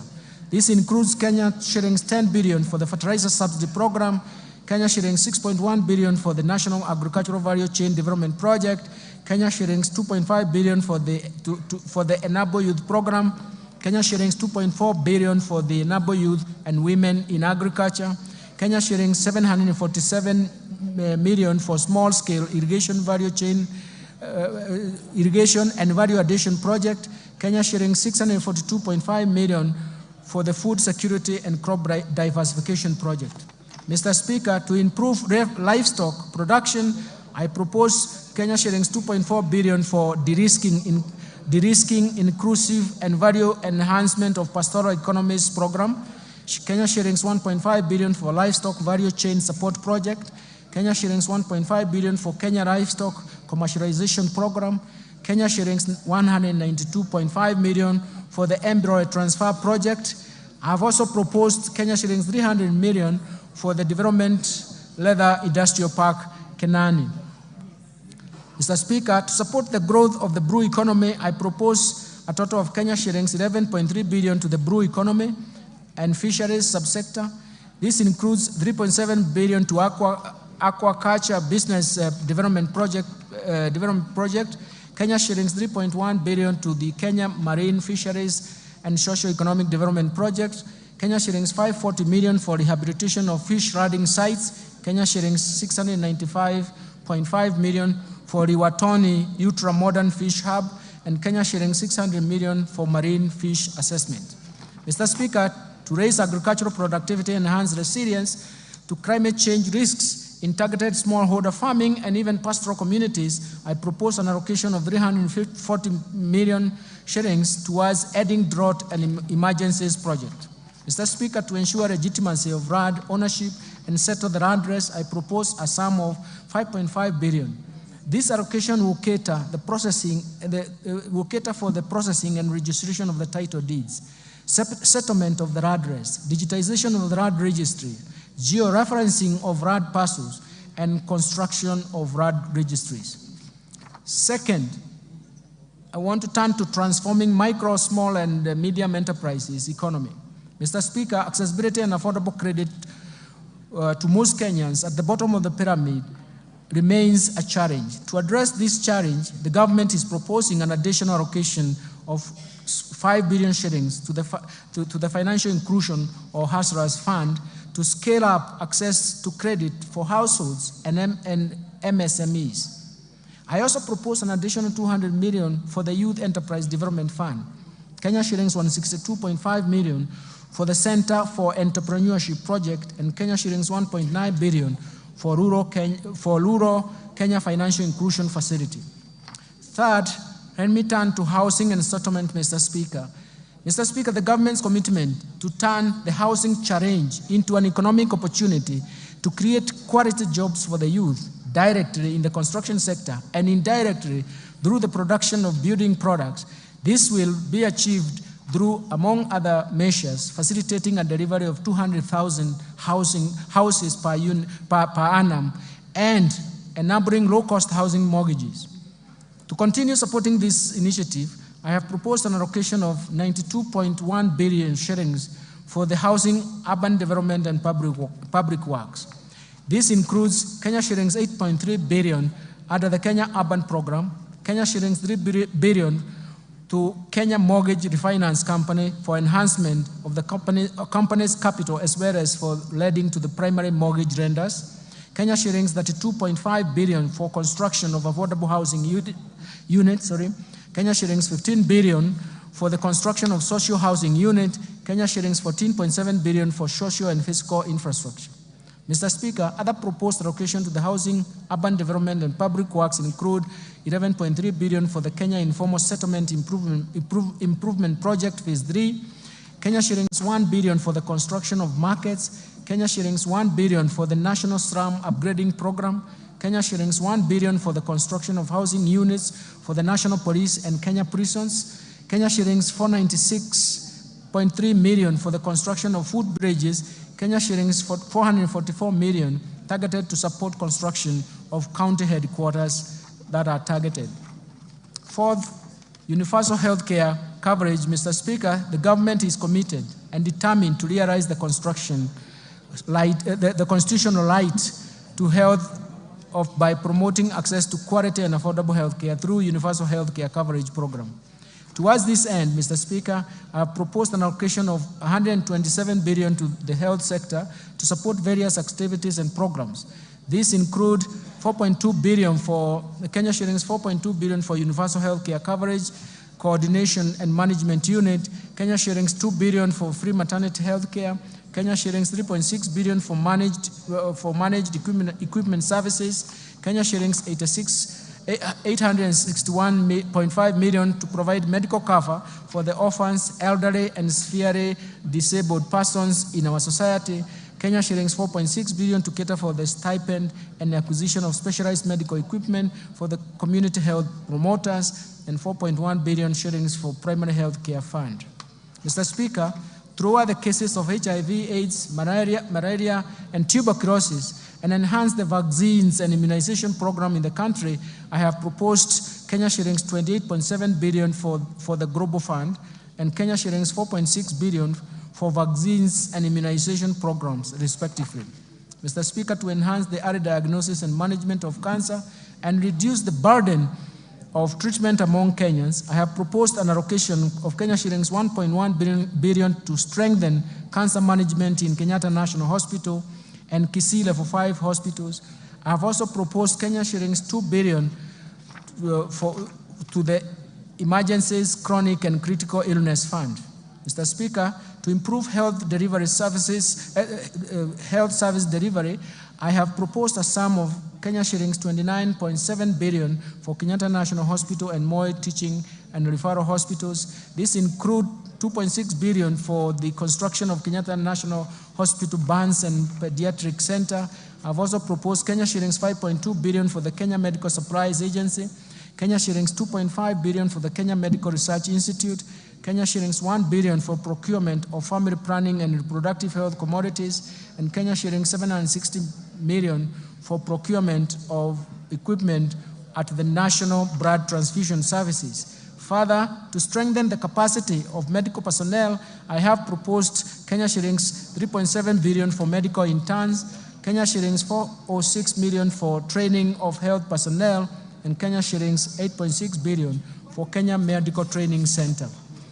Finally, the digital superhighway and creative economy. Mr. Speaker, investment in digital superhighway and creative economy continues to play a critical role in enabling the government achieve the objectives of bottom-up economic transformation agenda through increased productivity and competitiveness.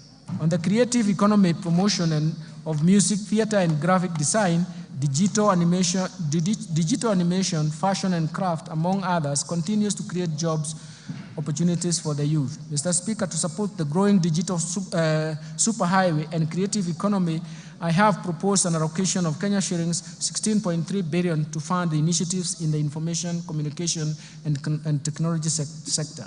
Specifically, this proposed allocation includes 1.1 billion for government shared services, 704 million for digital superhighway, 2.3 billion for the construction of Kenya Advanced Institute of Science and Technology at Concert Technopolis, 2.8 billion for Kenya Digital Economy Acceleration Project, and 2.8 billion for maintenance and rehabilitation of the last mile county connectivity network.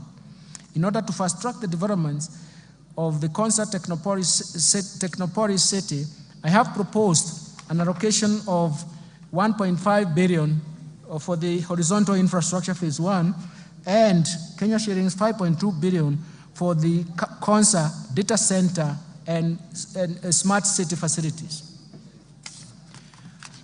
Other key allocations to critical sectors supporting better include investment in critical infrastructure. Mr. Speaker, the government continues to expand and maintain critical infrastructure in roads, railways, sea, and airports to achieve socio-economic transformation. That will also enhance Kenya's competitiveness and facilitate cross-border trade and regional integration. Towards this end, I have proposed an allocation of Kenya shillings 193.4 billion for development of roads. This includes 86.2 billion to support construction of roads and bridges, Kenya shillings 37.7 billion for the rehabilitation of roads, and Kenya shillings 69.5 billion for road maintenance. Mr. Speaker, to expand the railway transport and even associated infrastructure, I have proposed Kenya shillings 25.2 billion. I have also proposed Kenya shillings 2.4 billion for infrastructure development at Dogokudu Special Economic Zone, Kenya shillings 1 billion for Nairobi Bus Rapid Transport Project, Kenya shillings 316 million for promotion of e-mobility project, and Kenya shillings 239.4 billion for the development of Nairobi Railway City. To facilitate movement of goods and people in our inland waters, I have proposed an additional Kenya shillings 200 million for acquisition of ferries for Lake Victoria.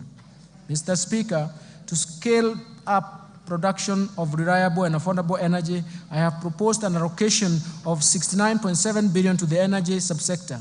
This includes Kenya shillings 27.8 billion for the national grid system, Kenya shillings 24 billion for rural electrification, Kenya shillings 14 billion for the development of geothermal energy, Kenya shillings 2.2 billion for the alternative energy technologies, and Kenya shillings 920 million for the development of nuclear energy.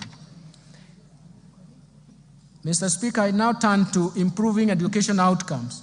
The government continues to invest in education to improve education outcomes and create a level playing field for all Kenyan children. Mr. Speaker, from this end, I have proposed a total allocation of 656.6 billion, or 27.6% of total expenditures to the education sector. This includes Kenya shillings 358.2 billion to the Teacher Service Commission, Kenya shillings 142.3 billion for basic education, Kenya shillings 128 billion for higher education and research, Kenya shillings 30.7 billion for technical vocational education and training.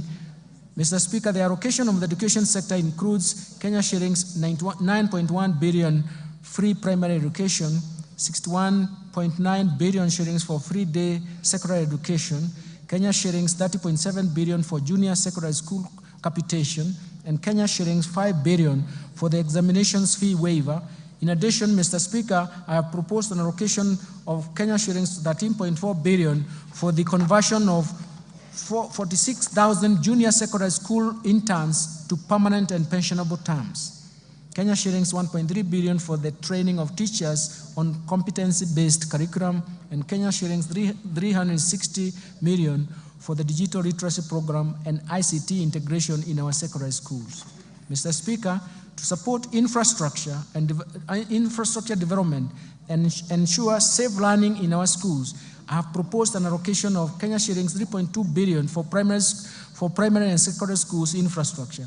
Kenya shillings 1 billion for construction of classroom for junior secondary schools, and Kenya shillings 2.3 billion for the construction and equipping of technical training institutes and vocational training centers. Further, I have proposed Kenya shillings 11.1 billion for the Kenya Primary Education Equity in Learning Program, Kenya shilling 1.8 billion for construction of integrated resource centers, and Kenya shillings 1.5 billion for the Kenya Secondary Education Quality Improvement Project. Mr. Speaker, other proposed allocations to the education sector include Kenya shillings 1.1 billion for the research, science, and technology innovation. Mr. Speaker, the government is implementing the new funding model for public universities and TVET institutions through the provision of government scholarships and loans apportioned according to students' need. The new funding framework seeks to offer students whose households are at the bottom of the pyramid equal opportunity in accessing university education, as well as technical training. Towards this end, Mr. Speaker, I have proposed an allocation of Kenya shillings 35.9 billion to the Higher Education Loans Boards for provision of loans to university and TVET students, Kenya shillings 16.9 billion for the scholarship for university students, and Kenya shillings 7.7 billion capitation and scholarship for TVET students. Let me move now to supporting manufacturing for job creation. Mr. Speaker, further to promote local industries, I have proposed an allocation of Kenya shillings 23.7 billion under various implementing ministries, departments, and agencies.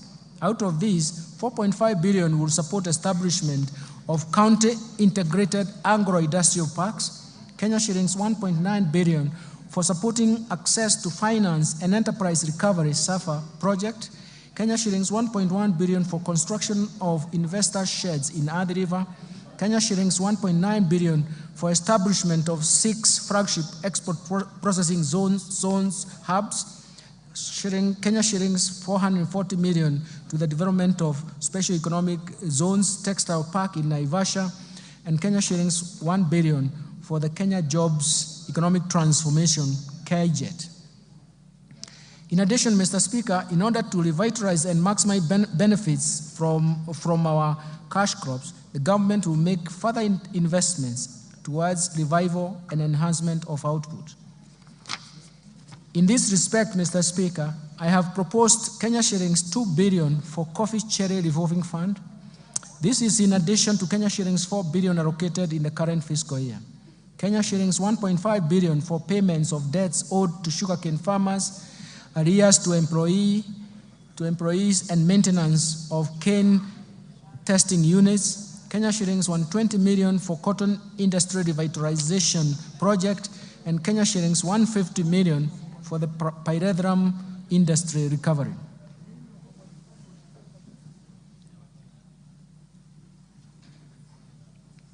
Mr. Speaker, in order to reduce over-reliance of the importation of edible oils and encourage local production and processing, I have proposed Kenya shillings 90 million for the coconut industry revitalization project, Kenya shillings 260 million for the National Edible Oils Crop Promotion Project, and an allocation to National Agricultural Value Chain Development Project, which includes support for cashew nut development.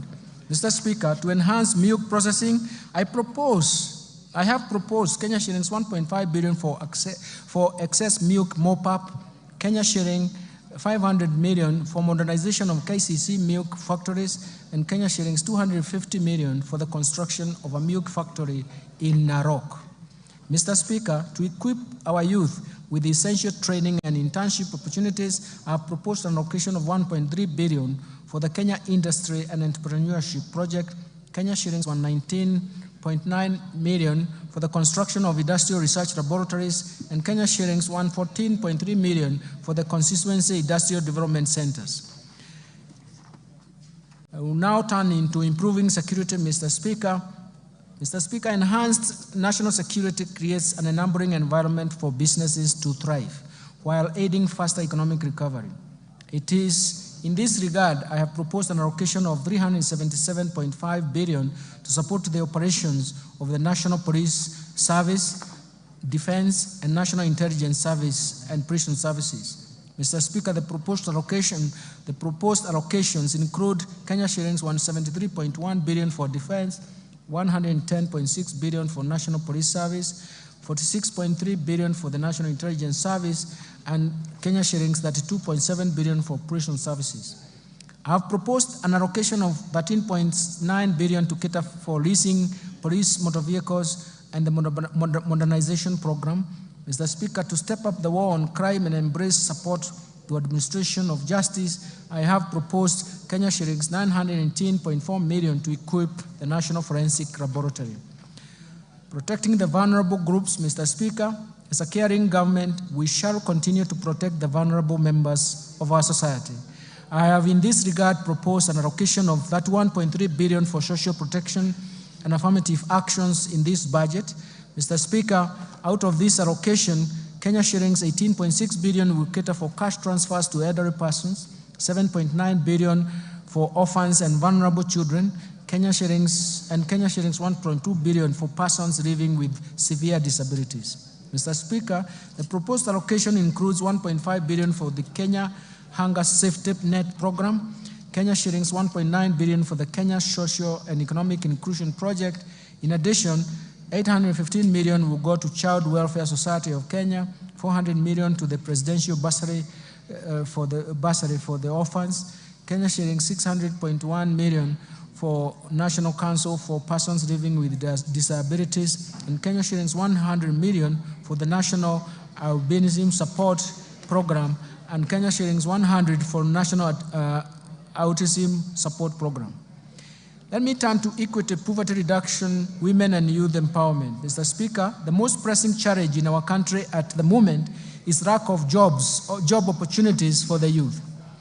This has been exacerbated by the multiple shocks that have hit our economy. And in order to empower the youth and support businesses owned by the youth and women, I have proposed Kenya shillings 89.5 billion for these initiatives.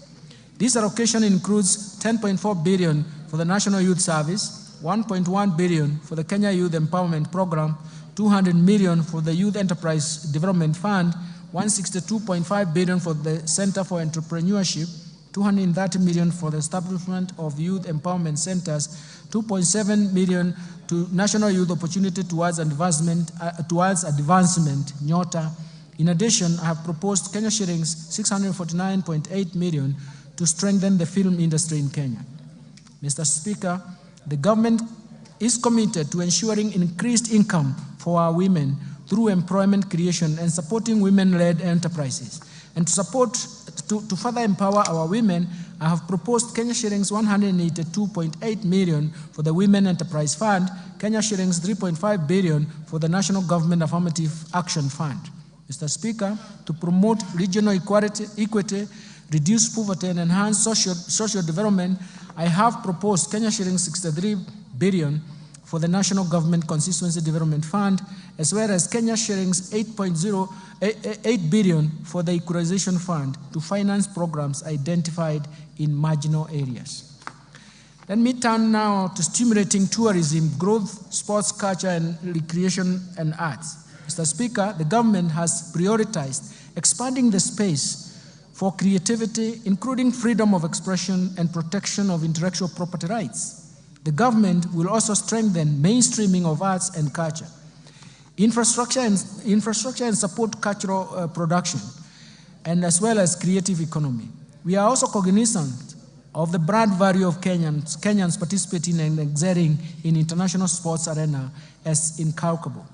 To support tourism, sports, culture, and even recreation, I have proposed an allocation of 23.7 billion, and this includes an allocation of 16.5 billion for the Sports, Arts, Social Development Fund, Kenya shillings 4.9 billion for the Tourism Fund, and Kenya shillings 2.2 billion for the Tourism Promotion Fund. Let me turn to environment protection, water and natural resources. Mr. Speaker, in order to support environment and water conservation and respond to climate change, I have proposed an allocation of Kenya shillings 10.7 billion for forest resources conservation and management, 1.7 billion for forest research and development, 2.7 billion for environment management and protection, 5.9 billion for the Kenya Financing Locally Led Climate Action Project, 1.6 billion for meteorological services, and Kenya shillings 13.1 billion for wildlife security, conservation, and management. In addition, Mr. Speaker, I've proposed Kenya shillings 1 billion for wildlife research and development, Kenya shillings 1.2 billion for human-wildlife conflict compensation, and Kenya shillings 800 million for wildlife insurance.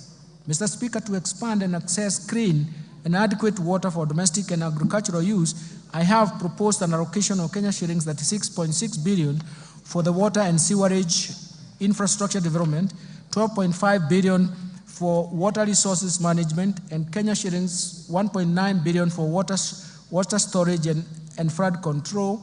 In addition, I have proposed 17.8 billion for irrigation and land reclamation, Kenya shillings 1.9 billion for water harvesting and storage for irrigation. I now turn to improving governance and sustaining the fight against corruption. To enhance good governance and Mr. Speaker, and scale up fight against corruption, I have proposed Kenya shillings 4.2 billion for the Ethics and Anti-Corruption Commission, 4 billion for the Office of Director of Public Prosecution, 6.9 billion for the State Law Office, 8.7 billion for the Office of the Auditor General. In addition, Mr. Speaker, to enhance the oversight and registration of the role of Parliament, I propose an allocation of Kenya shillings 44.6 billion for Parliament.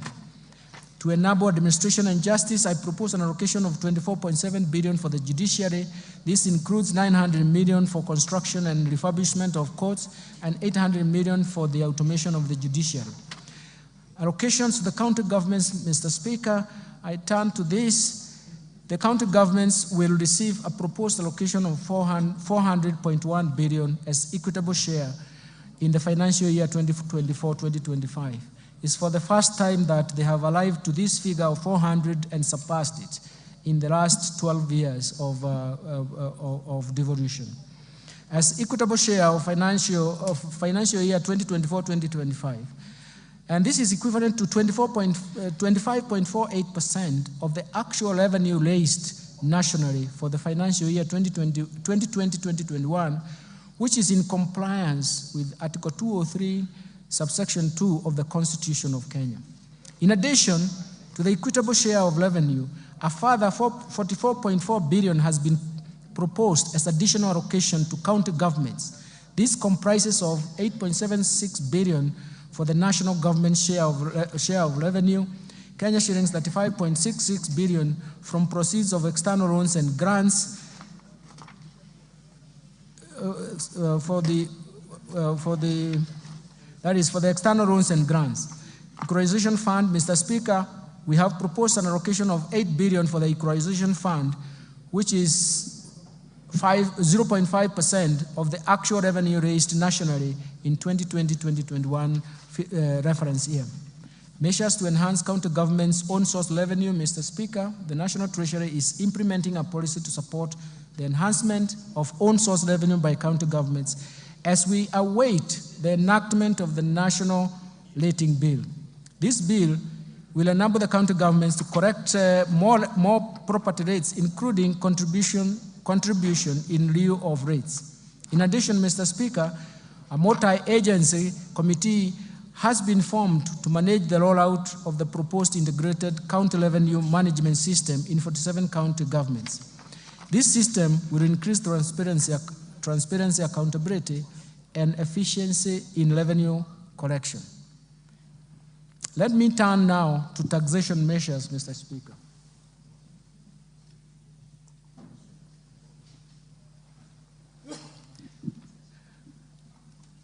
The policy measures to support the budget, the tax policy measures supporting the budget for the financial year 2024-2025 budget are very, very critical. In the course of this year, we embarked on tax policy review through a number of tax studies that will support the development of a progressive tax system. Mr. Speaker, the objective of these reforms is to develop an elaborate tax policy that will raise adequate revenue to finance recurrent as well as development budgets For this to materialize, we intend to first to develop diverse methods to enlarge the tax base. Second, we want to make sure that we minimize tax expenditures that amount to Kenya shillings 396 billion, which is equivalent to 2.9% of GDP as of 2022. Of the Kenya shillings 396 billion, 63.1% of it is on VAT refunds alone on zero-rated final consumer goods. Third, we want to create a tax system that is not only predictable to taxpayers, but also yields predictable revenues to government. Fourth, we want to develop a tax system that supports markets, that supports production, consumption, and even investments. Mr. Speaker, thank you. Mr. Speaker, the year 2024-2025 marks the beginning of these reforms through the proposed amendments in various tax laws contained in the Finance Bill 2024. Mr. Speaker, these reforms are part of a wider tax policy reforms contained in the medium-term revenue strategy, and I will shortly be providing highlights of these reforms. Additionally, Mr. Speaker, during the East African Community pre-budget consultations held in May 2024, the ministers responsible for finance and economic planning in the East African Community region agreed on customs measures that will support and protect industries in the region. Mr. Speaker, the tax measures proposed in the Finance Bill 2024 and the said custom measures are expected to generate an additional Kenya shillings 346.7 billion or 1.9% of GDP to the exchequer for the financial year 2024-2025. Let me start with custom duties. Mr. Speaker, allow me to provide highlights of some of the custom measures agreed during the pre-budget consultation with the East African Community partner states. Mr. Speaker, the ministers agreed on a number of measures for enhancing the competitiveness of locally manufactured products by allowing stays of application for the East African Community Common External Tariff, not to change the rates and where necessary, adopt higher rates of duty to encourage local production in East African Community countries. The ministers also agreed on duty remissions for raw materials and inputs used by local manufacturers to facilitate East African Community domestic production. Mr. Speaker, in order to meet local demands and enhance food security in Kenya on key staple foods, Kenya was granted an extension of the current stay of application to import rice at a duty rate of 35% or US $200 per metric ton, whichever is higher, for 1 year, instead of East African Community Common External Tariff rate of 75% or $345 per metric ton, whichever is higher. And also, Kenya was allowed to import wheat at a duty rate of 10% instead of 35% for 1 year under the EAC, East African Community Duty Remission Scheme. Mr. Speaker, Kenya has a strong assembly of electronics industry, including mobile phones. In order to further open up the ICT sector to more investors, Kenya requested for duty remission on inputs for manufacture and assembly of smart telecommunication devices, including mobile phones, laptops, and tablets. This request was granted. Mr. Speaker, the local assembly of automotives continues to facilitate job creation with positive ripple effects in other supportive sectors, especially in the manufacturing of spare parts. In this regard, Kenya continued to develop capacity in the assembly of prime movers, road tractors, trailers, to meet both local and regional demand. In order to safeguard this capacity, Kenya was granted a stay of application of East African Common External Tariff rate of 10% to apply a duty rate of 25% for prime movers and 35% for trailers for 1 year. Further, in order to continue supporting the assembly of motorcycles in the region, East African Community ministers in this regard agreed to extend the duty remission on importation of raw materials for the manufacture of parts used in the assembly of motorcycles, including leaf springs and wiring harness. In addition, ministers agreed to extend duty remission for completely knocked down kits for assembly of motorcycles at the rate of 10%. Mr. Speaker, the growth of investment in metal and allied subsector has enhanced the capacity to manufacture various iron and steel products in the region. To safeguard the gains in this subsector, the ministers agreed to retain the duty rate at 35% with the corresponding specific rates for imported iron and steel products for a further 1 year.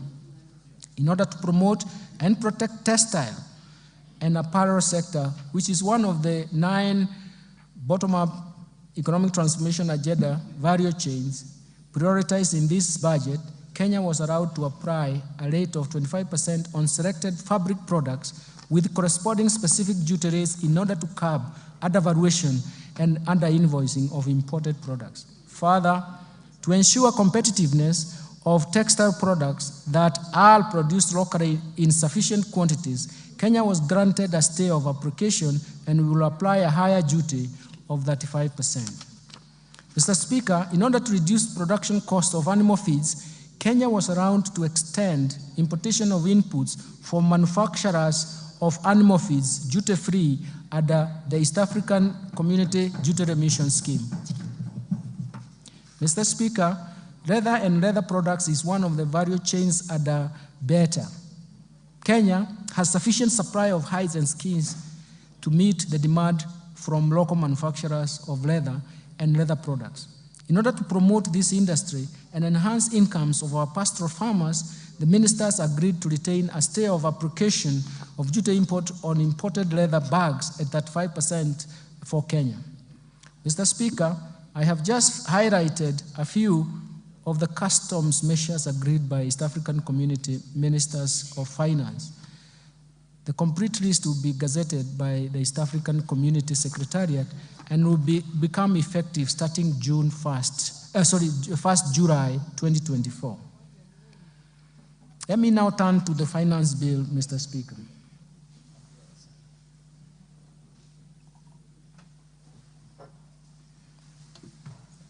Mr. Speaker, allow me to highlight tax policy measures proposed in the Finance Bill 2024.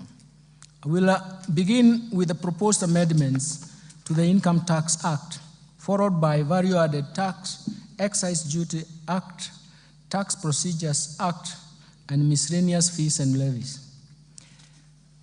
Mr. Speaker, let me start with amendments to the Income Tax Act. Currently, retirement benefits, Mr. Speaker, are subjected to tax. This taxation ceases at the age of 65 years. In order to support the retired employees, I propose to amend the Income Tax Act to exempt all retirement benefits paid from the Registered Pension Fund, Registered Provident Fund, Registered Individual Retirement Fund, and National Social Security Fund and the Public Pension Scheme upon attainment of the retirement age. Mr. Speaker, for the individuals who take up early retirement, this exemption will only apply if the individual has contributed to the pension scheme for a period of 20 years from the date of registration as a member. Mr. Speaker, in addition, the annual limit of pension contribution that is exempt from tax is 30% of the individual income, or Kenya shillings 240,000, whichever is lower. Considering that this limit has not been revised since 2005, and to encourage savings for social security after retirement, I propose to increase this limit to 360,000 shillings per annum. Further, Mr. Speaker, I propose to allow deduction contribution to a post-retirement medical fund subject to a limit of Kenya shillings 10,000 per month. This will promote savings for post-retirement healthcare needs. Mr. Speaker, currently the threshold above which withholding tax applies on payments for management fees, professional fees, training fees, and contractual fees is Kenya shillings 24,000 per month. I propose to amend the Income Tax Act to remove this threshold since it creates a room for tax planning and is a challenge to tax administration. Mr. Speaker, despite the Income Tax Act providing a corporate tax rate of 30%, some taxpayers pay tax at an effective rate of less than 15%. This is due to vigorous tax planning and tax incentives provided under the Act. To prevent this practice, I propose to amend Income Tax Act to introduce a minimum top-up tax payable by a multinational group with a consolidated annual turnover of euro 750 million, whose effective corporate tax rate is below 15%. Mr. Speaker, the spectrum of license fees paid by telecommunication operators are currently not tax deductible, creating unfairness in the tax system. In this regard, I propose to amend the Income Tax Act to allow telecommunications network operators to deduct the spectrum licenses fees over a period of 10 years. Mr. Speaker, advanced pricing agreements have emerged as a valuable tool for preventing tax disputes related to transfer pricing of cross-border transactions. In this regard, I propose to empower the Commissioner to enter into advanced pricing agreement with taxpayers engaged in transactions with related entities.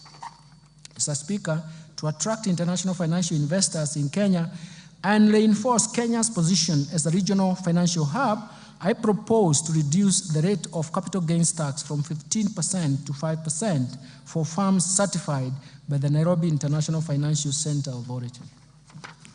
Mr. Speaker, a transfer of property between an individual and an entity where the individual holds 100% shareholding does not constitute a gain. In this respect, I propose to exclude from capital gains tax this kind of transfer. Mr. Speaker, the digital services tax was introduced to prevent tax-based erosion occasioned by migration of traditional businesses from physical shops to online platform that is not feasible by the Commissioner of Tax, by the Commissioner for Tax purposes. It has been noted that the design of the tax does not capture all taxpayers, leading not only to loss of revenue, but also to unfairness in taxation. For this reason, and in line with international best practice, I propose to amend the Income Tax Act to replace the digital service tax with the significant economic presence tax. Mr. Speaker, to expand the tax base and make our country self-reliant, I propose to introduce an annual motor vehicle tax at the rate of 2.5%, the value of the vehicle, subject to minimum amount of Kenya shillings 5,000. Mr. Speaker, let me now turn to gains. There are substantial gains for Kenyans. Mr. Speaker, currently the tax-free amount on subsistence allowance paid to employees in the private sector for a period spent outside the usual place of work while on official duties is capped at Kenya shillings 2,000 per day. This is quite low considering the inflation that has occurred over the years. To cushion employees in the private sector from high cost of living, I propose to review the threshold to an amount not exceeding 5% of the employee's monthly gross earnings.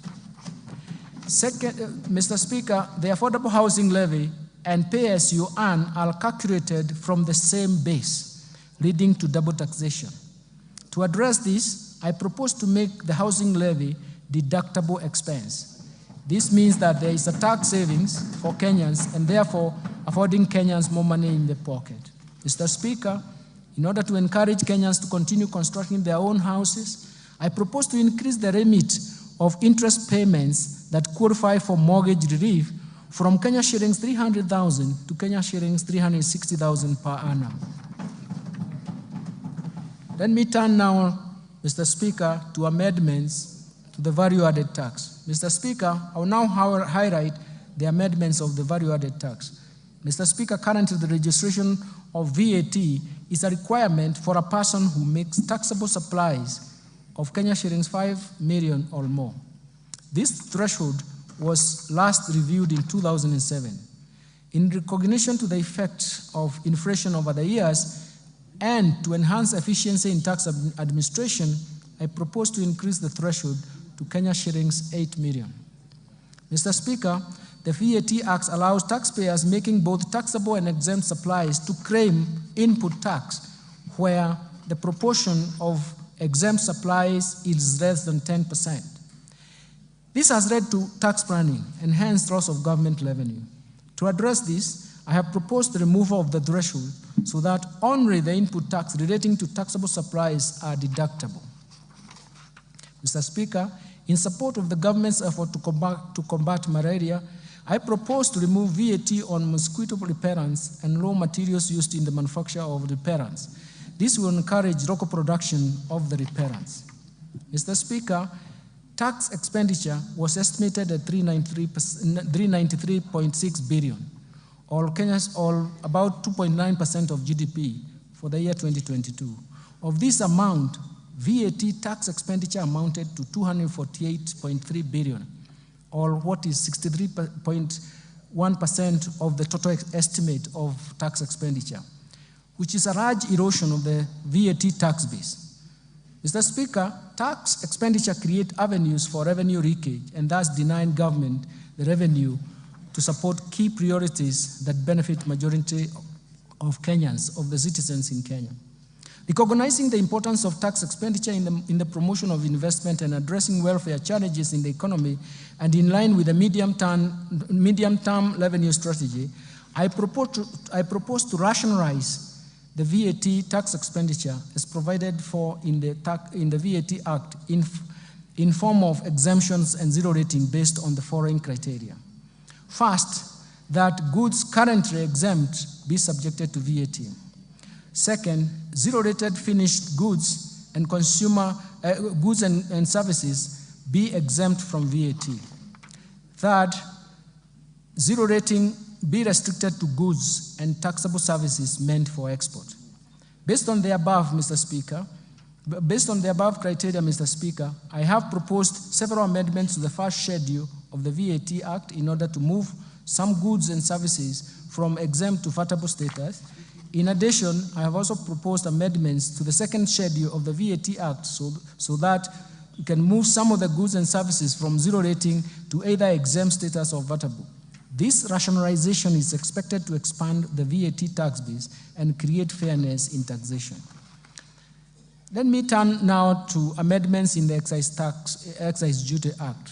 Mr. Speaker, the tax measures I have proposed under excise duty, I propose to change as follows. I propose to change the due date of payment of excise duty on alcoholic beverages from 24 hours within 5 working days after removal from the stockroom. The 24 hours time frame has posed administrative challenges and cash flow, as well as cash flow challenges to the taxpayers. Mr. Speaker, to protect local assemblies and create fairness and equity in taxation, I propose an introduction of excise duty on imported, fully built motorcycle at the rate of 10% of the customs value, in addition to specific tax duty rate of Kenya shillings 12,952.83 cents per unit, whichever is higher.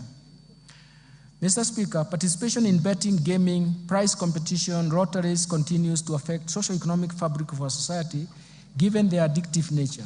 Mr. Speaker, last year we raised the excise duty on these activities from 7.5% to 12.5% to discourage participation. Despite this increase, participation rate in these activities by Kenyan citizens, especially school-going children and young adults, continues to persist. To further discourage this behavior, I propose to increase the excise duty tax rates to 20%. Mr. Speaker, in line with research findings commissioned by the National Treasury on the taxation of alcoholic beverages, I propose to review the excise duty structure on wines and beer from specific rates per litre to the rate of Kenya shillings 22 shillings and 50 cents per centiliter of pure alcohol. In other words, we want to start taxing alcohol beverages on the basis of alcohol content.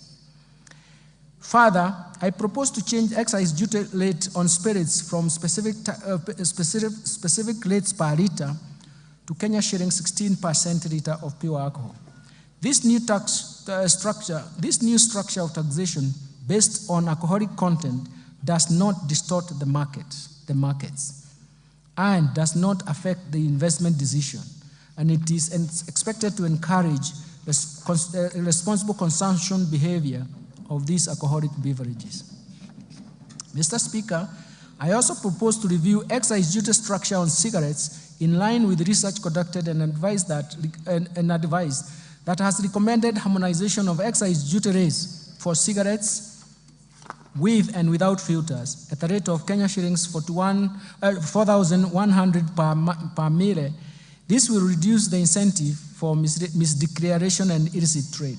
Mr. Speaker, I propose to increase the excise duty rate from Kenya shillings 1,594.50 per kilogram to Kenya shillings 2,000 per kilogram on products containing nicotine or nicotine substitute to address their adverse effects on human health.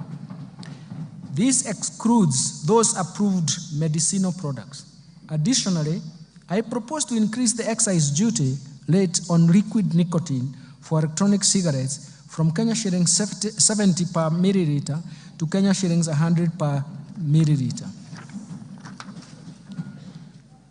Mr. Speaker, to provide fair treatment to both residents and non-residents offering excisable services, I propose to amend the Excise Duty Act to charge excisable services offered in Kenya by non-residents through a digital platform. Mr. Speaker, the Finance Act introduced excise duty on fees charged on advertisement of alcoholic beverages, betting, gaming, rotaries, and prize competition on TVs, print media, billboards, and FM stations. This resulted to a shift in choice of advertisement platform from the traditional media to internet and social media. To create a level playing field and to achieve the intended purpose, I propose to expand the scope of this tax to include fees charged on internet and social media advertisements.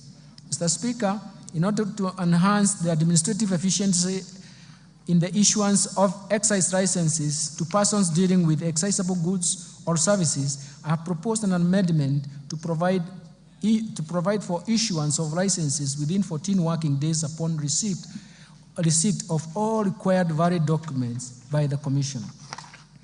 Mr. Speaker, the Finance Act 2023 introduced duty on imported eggs, potatoes, onions at the rate of 25%. To promote trade across East African region, I propose the removal of this excise duty on imported eggs, potatoes, and onions originating from East African Community Partner States, subject to goods meeting the East African Community Rules of Origin. Mr. Speaker, currently, excise duty is 15% on the following: telephone, internet data services, fees charged on money transfer services by banks, fees charged on money transfer by agencies and other financial services providers, and the fees charged on cellular phone service providers. I propose to retain the excise duty rate of 15% on fees charged on money transfer services by cellular phone service providers to benefit retail electronic payments ecosystem. Let me now move to amendments to Tax Procedures Act. Mr. Speaker, I will now highlight those proposed amendments of the Tax Procedures Act. Currently, there is no validity period for the agency notices issued for enforcement of correction of unpaid taxes. This gap often leads to tax disputes and delayed revenue correction. To address this, I propose to amend the Tax Procedures Act to provide 1 year validity period for agency notices. Mr. Speaker, in order to align the timelines for claiming VAT and in the Tax Procedures Act and VAT Act, I propose to delete the reference on timeliness for claiming refunds at the VAT Act, so that the applicable timeline is the 6 months that is provided under the Tax Procedures Act. Mr. Speaker, currently registered manufacturers whose value of investments is in the preceding 3 years is at least 3 million are exempted from withholding tax. In order to promote equity and create fairness to all manufacturers, I propose to amend the Tax Procedures Act to remove this exemption. Mr. Speaker, I propose to amend the Tax Procedures Act to clarify that enforcement and correction of taxes will be undertaken where a decision of the tribunal or court is in favor of the commissioner and stay orders have not been obtained against the decision. Mr. Speaker, the 60 days provided to the Commissioner in the Tax Procedures Act to review documents submitted by the taxpayers in support of an objection of tax assessment by the Commissioner are not adequate. To ensure comprehensive review, and in order to give the Commissioner adequate time, I propose to extend the timelines to object decisions of the Commissioner from 60 days to 90 days. Let me now move to amendments to miscellaneous fees and levies. Mr. Speaker, last year, 17.5% export and investment promotion levy was introduced on imported goods that are also locally produced in adequate quantities. In the Finance Bill 2024, the list of goods has been expanded and the rate of the levy has been reduced to 3% for most of the goods and others 10%. Mr. Speaker, in order to facilitate the National Intelligence Service to carry out its mandate, I propose to amend the Miscellaneous Fees and Levies Act to exempt the National Intelligence Service from payments of import declaration fee and railway development levy on security equipment and motor vehicles imported or purchased locally for official use. Mr. Speaker, the high production and importation of hazardous goods, particularly electrical and electronic devices, into the country has led to significant increases in electronic waste. We call it e-waste in Kenya. This surge in waste production poses a considerable risk to both the environment and human health. In this regard, I propose to introduce eco-levy on various products to be payable in line with the polluter pays principle. Mr. Speaker, the levy will be imposed under the Miscellaneous Fees and Levies Act. Then me turn to the amendments to the Kenya Revenue Authority Act. Mr. Speaker, to enhance public knowledge and literacy on tax matters, I propose to amend the Kenya Revenue Act to enable Kenya School of Revenue Administration collaborate with other institutions of higher learning, develop curricula, assess, examine students, and award certificates in tax matters. I've submitted this amendment in a separate bill. In conclusion, Mr. Speaker, the government, under the leadership of His Excellency, the President, Honorable Dr. William Samoei Ruto, has succeeded in steering the economy through a very difficult period of global and domestic challenges. Remarkably, the economy has recovered from the lagged effects of COVID-19 pandemic and unwinding from persistent and successive domestic and external shocks that created some permanent effects. Mr. Speaker, the policies and structural reforms outlined in this budget have laid a firm foundation to protect the fragile recovery for a sustained socio-economic transformation. Financing development is critical to this economic transformation.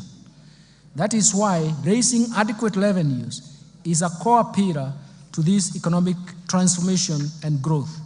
I'm confident that these measures will create jobs. They will strengthen economic recovery, and they will reduce the cost of living in the country, thereby providing the much-needed relief to the common mwananchi. I therefore urge honorable members and all Kenyans to support the implementation of the measures contained in this budget for our mutual prosperity. Finally, Mr. Speaker, achieving prosperous Kenya requires leadership and support of every Kenyan. For this reason, I wish to thank His Excellency the President, Dr. William Samoei Ruto, and His Excellency the Deputy President, Honorable Rigathi Gachagua, for their continued wise guidance and leadership and even perseverance to long hours of working to get things right. My special appreciation goes to Prime Cabinet Secretary, the Attorney General, my fellow Cabinet Secretaries, and the respective Principal Secretaries and accounting officers and staff of all MDAs for their support and contribution to the financial year 2024-2025 budget making process and contributions to these budget proposals. My sincere appreciation also goes first to you, Honorable Speaker of the National Assembly, and your counterpart in the Senate, the majority and minority leaders of the entire House leadership, including respective clerks, for overseeing the approval process of the budget estimates for the financial year 2024-2025. and related documents.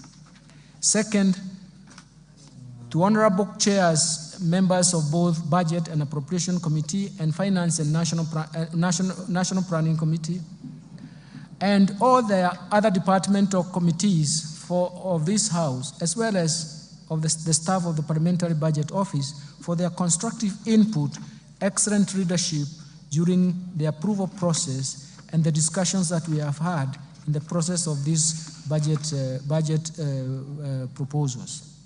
Third, let me thank my colleagues, the National Treasury and Economic Planning, led by Dr. Chris Kipto, the Principal Secretary, and the National Treasury, and James Mohati, the Principal Secretary of State Department of Economic Planning, for their commitment, dedication, and support in the preparation of this budget process, including their own leadership in their own MDAs. Fourth, I want to thank the management and staff of the Central Bank of Kenya, Kenya Revenue Authority, financial sector regulators, and other MDAs for their contributions and advice during this budget process. My gratitude also goes to the multilateral and bilateral development partners for their continued technical and financial support.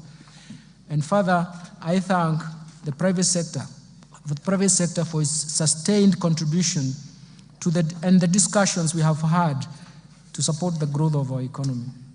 Sixth, I wish to appreciate the media and non-state actors for their active engagement and even participation in the 2024-2025 budget process. Mr. Speaker, I remain immensely grateful to my family and their support and inspiration as I execute my duties at the National Treasury and Economic Planning, which is not an easy task, I can tell you. Lastly, Mr. Speaker, my utmost gratitude goes to all Kenyans for their contributions, proposals, and suggestions received during the finalization of the budget proposals. The outcome of these measures are to our own benefits and a reward to perseverance of the difficulties that we have gone through and to solve the difficulties ahead of us. Thank you, and may God bless you. Mr. Speaker, before I resume my seat, you recall that I have already submitted to this House the budget estimates and the Finance Bill 2024 together with the accompanying documents as required by the Public Finance Management Act 2012. Today, I further submit the following documents to this august House, and I request that you graciously receive them. First, the budget statements for the financial year 2024-25.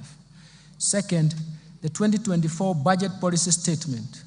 Third, estimates of revenue, grants, and loans for the financial year 2024-2025 budget. Fourth, financial statements for the financial year 2024-2025 budget. Fifth, medium-term debt management strategy 2024. Sixth, budget highlights, the Mwananchi Guide, the financial year 2024-2025 budget. And finally, statistical annex of the budget statements for the financial year 2024-2025. Thank you, Honorable Speaker. I beg to move. Thank you, Minister.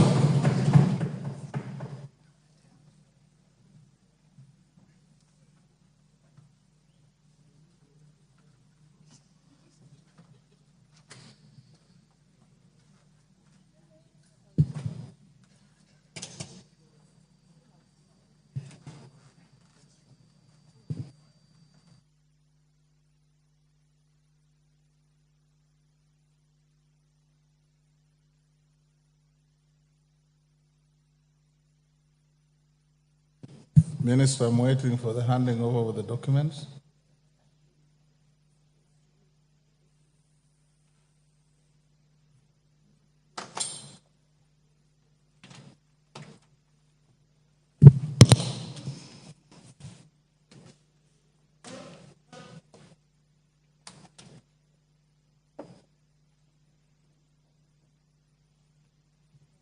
Thank you. You may take your seat. Honorable members, I wish to thank the Cabinet Secretary for the National Treasury and Economic Planning for ably making a public pronouncement of the budget highlights and revenue-raising measures for the national government for the year 2024-25 and the medium term.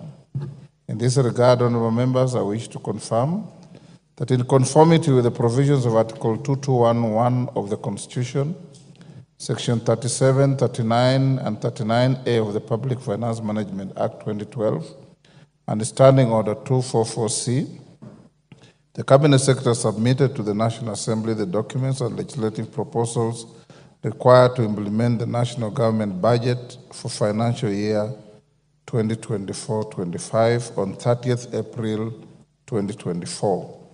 This is within the prescribed timeline. The documents submitted by the Cabinet Secretary included the estimates of revenue and expenditure for the national government and the Finance Bill 2024, which is currently under consideration by the House. Honorable members, it is now my pleasure to invite all honorable members, the Cabinet Secretary for the National Treasury, all Cabinet Secretaries present and other invited guests to a reception at the Parliamentary Courtyard at the rise of the House. Honorable members, now being 5:17 p.m., this House stands adjourned until Tuesday, 18th June 2024 at 2:30 p.m.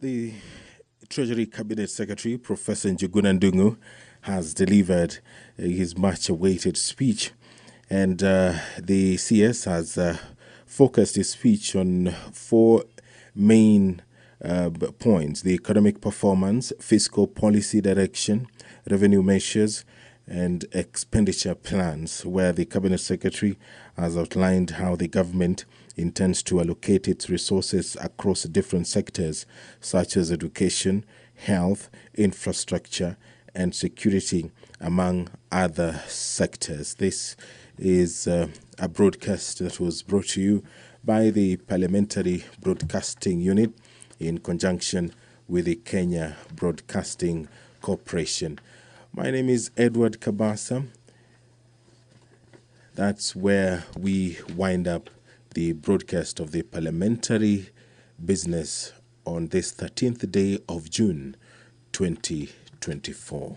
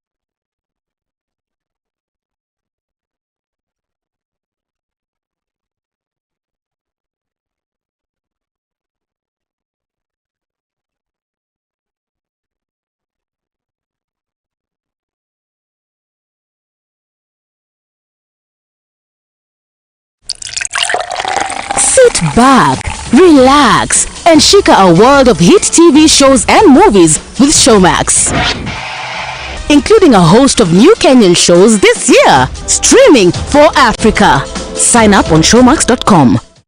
Next week on Thursday, the Cabinet Secretary for the National Treasury and Planning will be in Parliament, and he will be giving the budget policy statement before Parliament. Okay?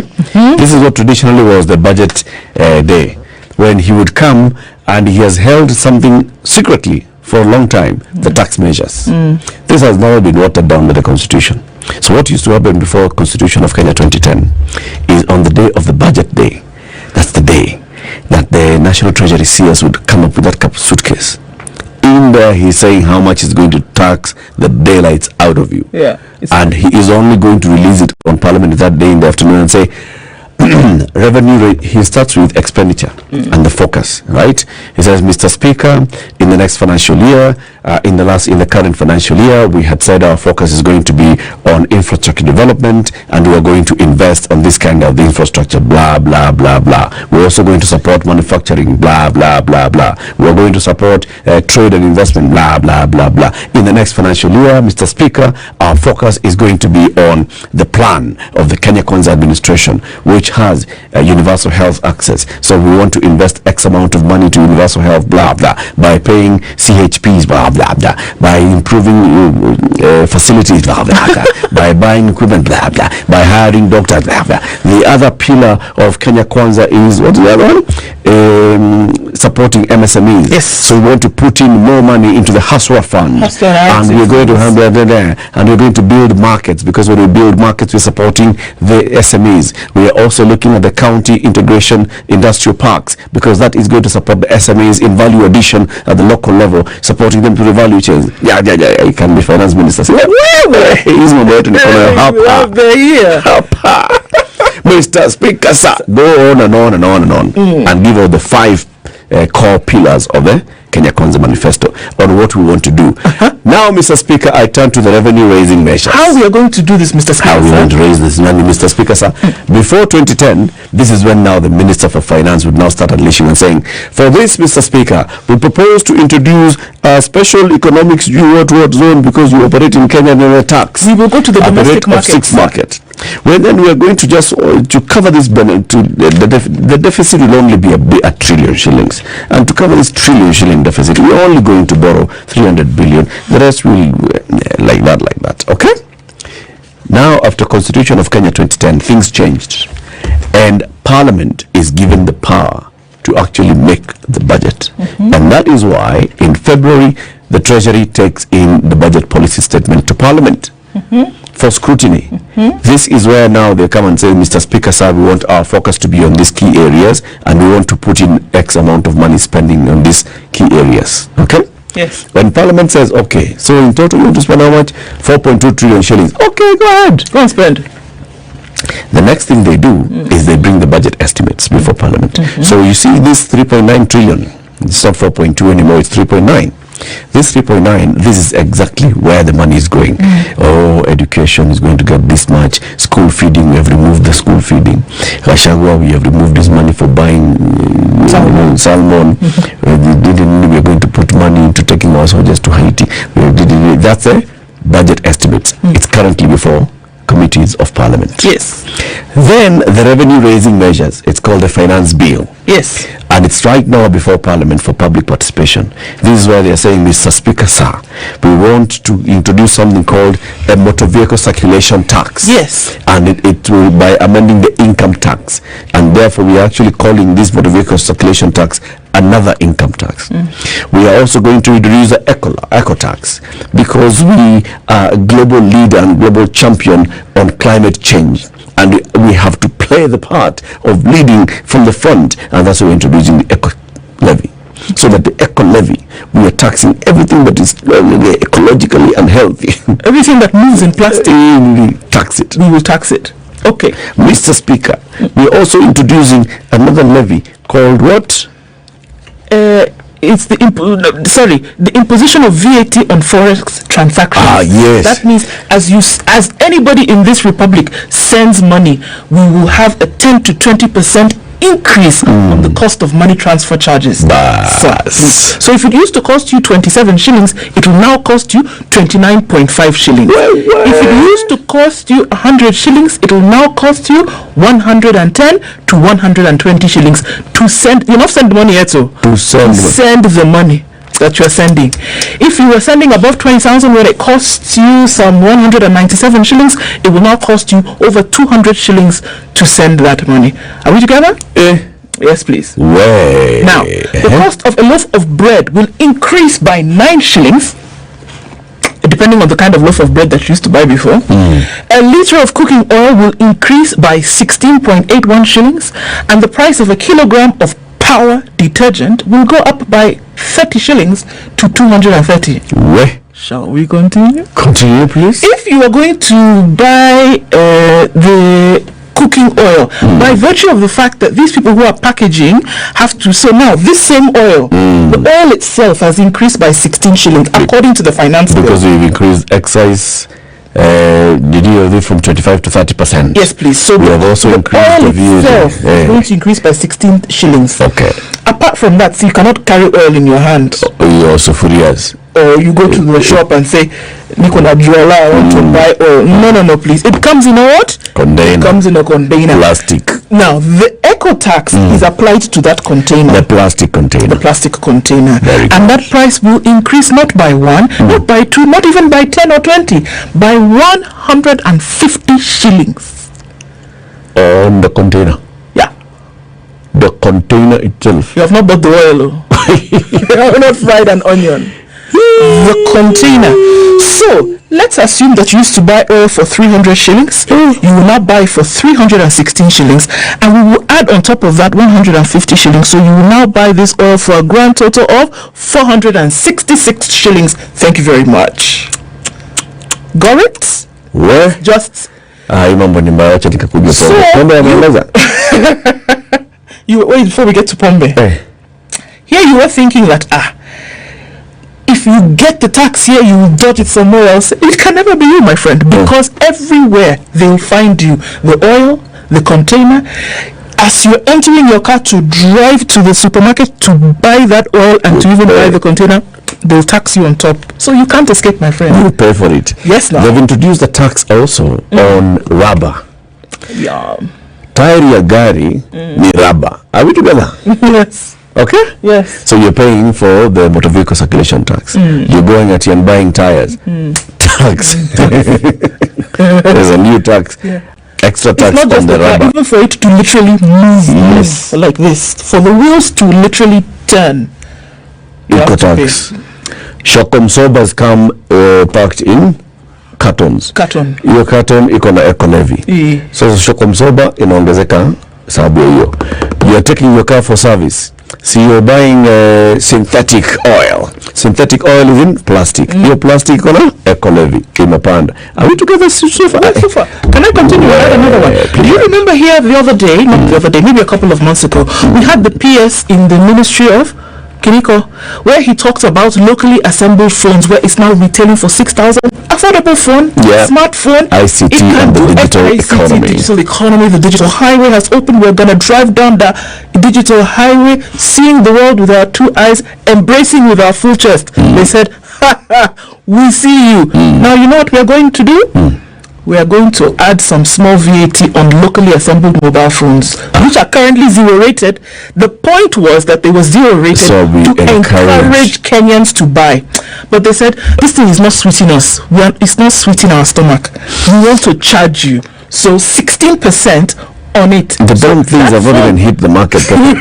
That phone that they said that you will buy for 8,000 or 7,000 is now 1,000 shillings more expensive.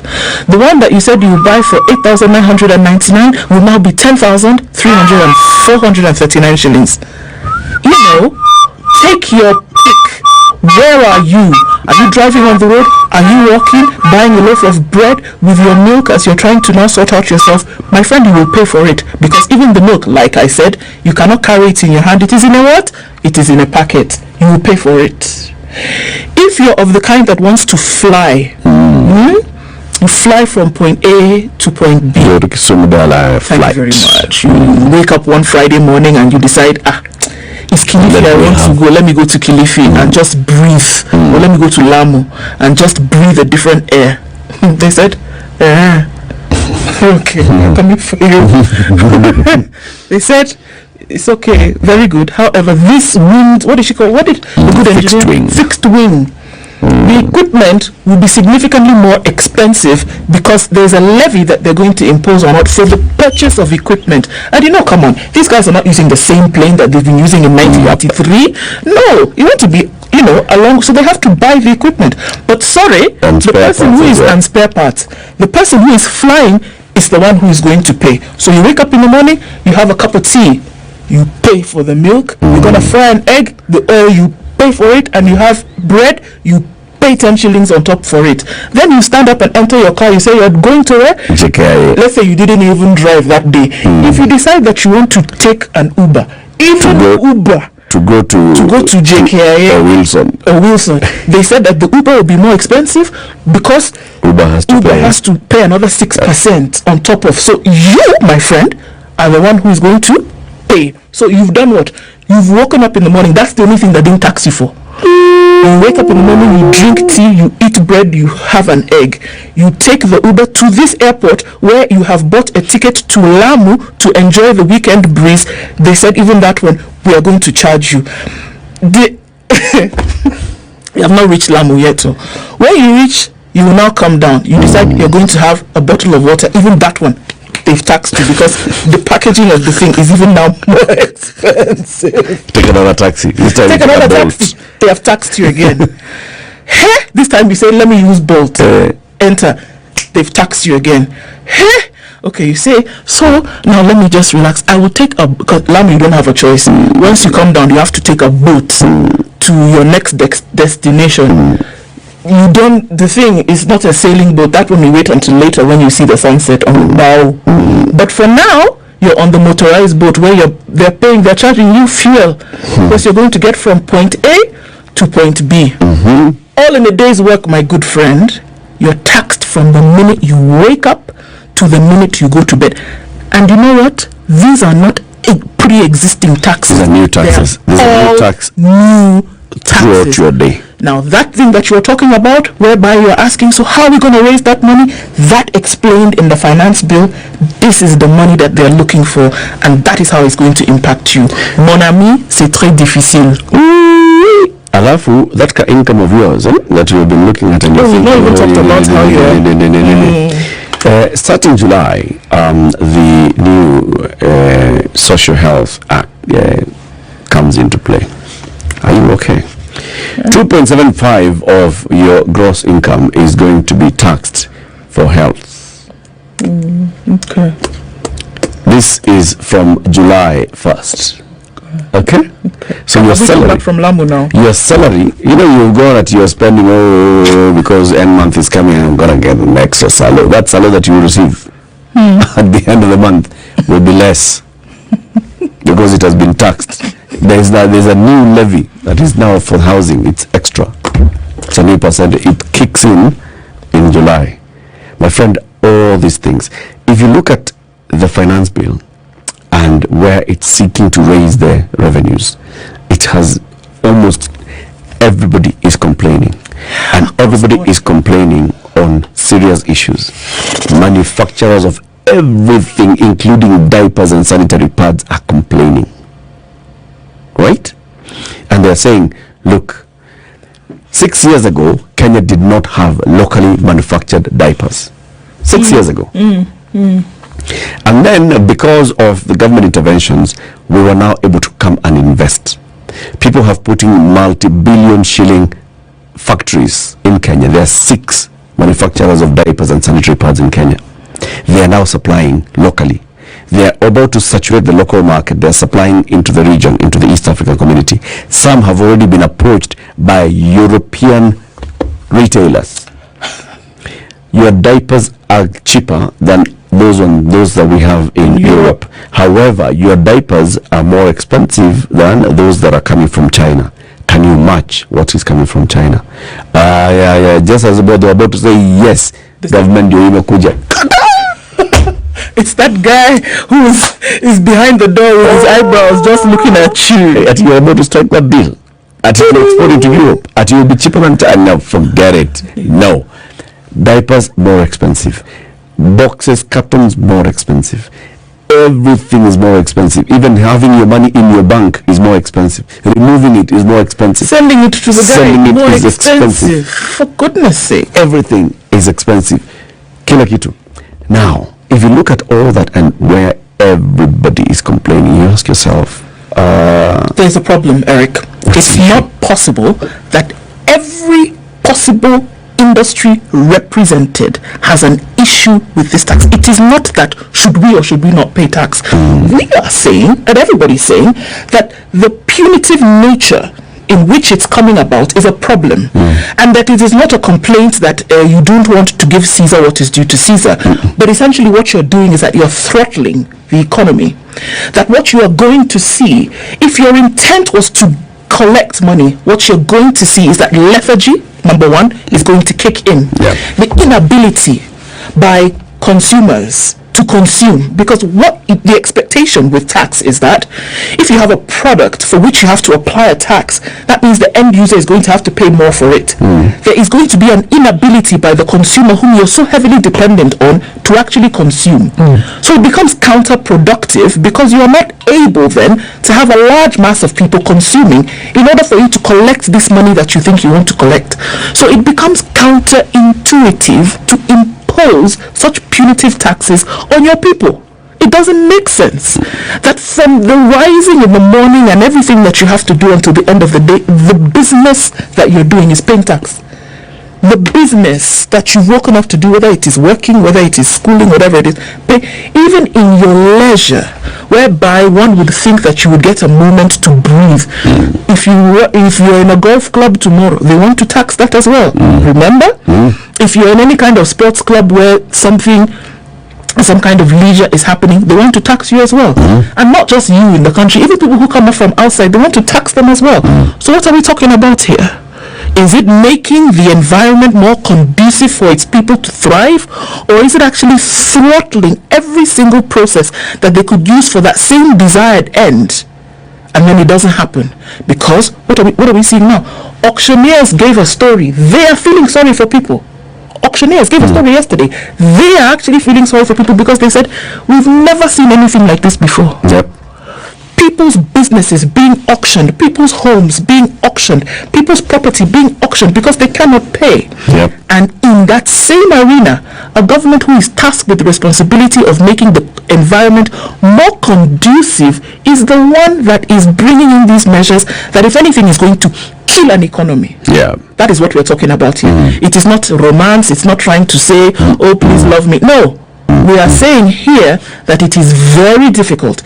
With these proposals that are being made, the opposite of what you're trying to do is what is going to happen. Make no mistake, it is not doomsday conspiracy. It is not saying the government is bad. We are saying 1 + 1 = 2. And in this case, you increase the taxes in the manner in which you're increasing them. It is not going to be long. Things are going to fall apart. They already are. They already are. Already, if you go back 18 years ago is 2006. Okay? In the 90s, coming into the 2000s and into 2002 to 2006, we had high interest rates. The government of Mwai Kibaki comes in. What was it called?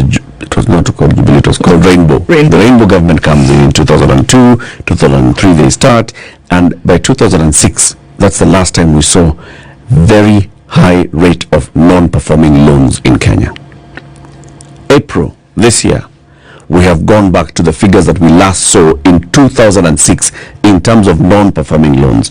Data released by the Central Bank of Kenya on Wednesday showed that the gross non-performing loans as a ratio of total advanced loans rose to 16.1% by April, up from 15.5% in February.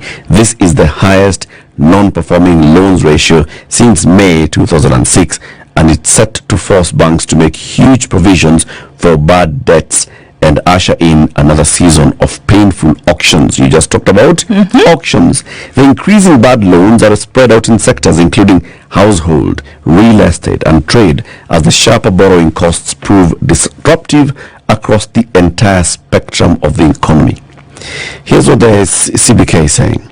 Increase in non-performing loans were noted in agriculture, in real estate, in tourism, in restaurants and hotels, in trade and buildings and construction sectors. Already this is it. And this is as a result of last year's measures. Now we have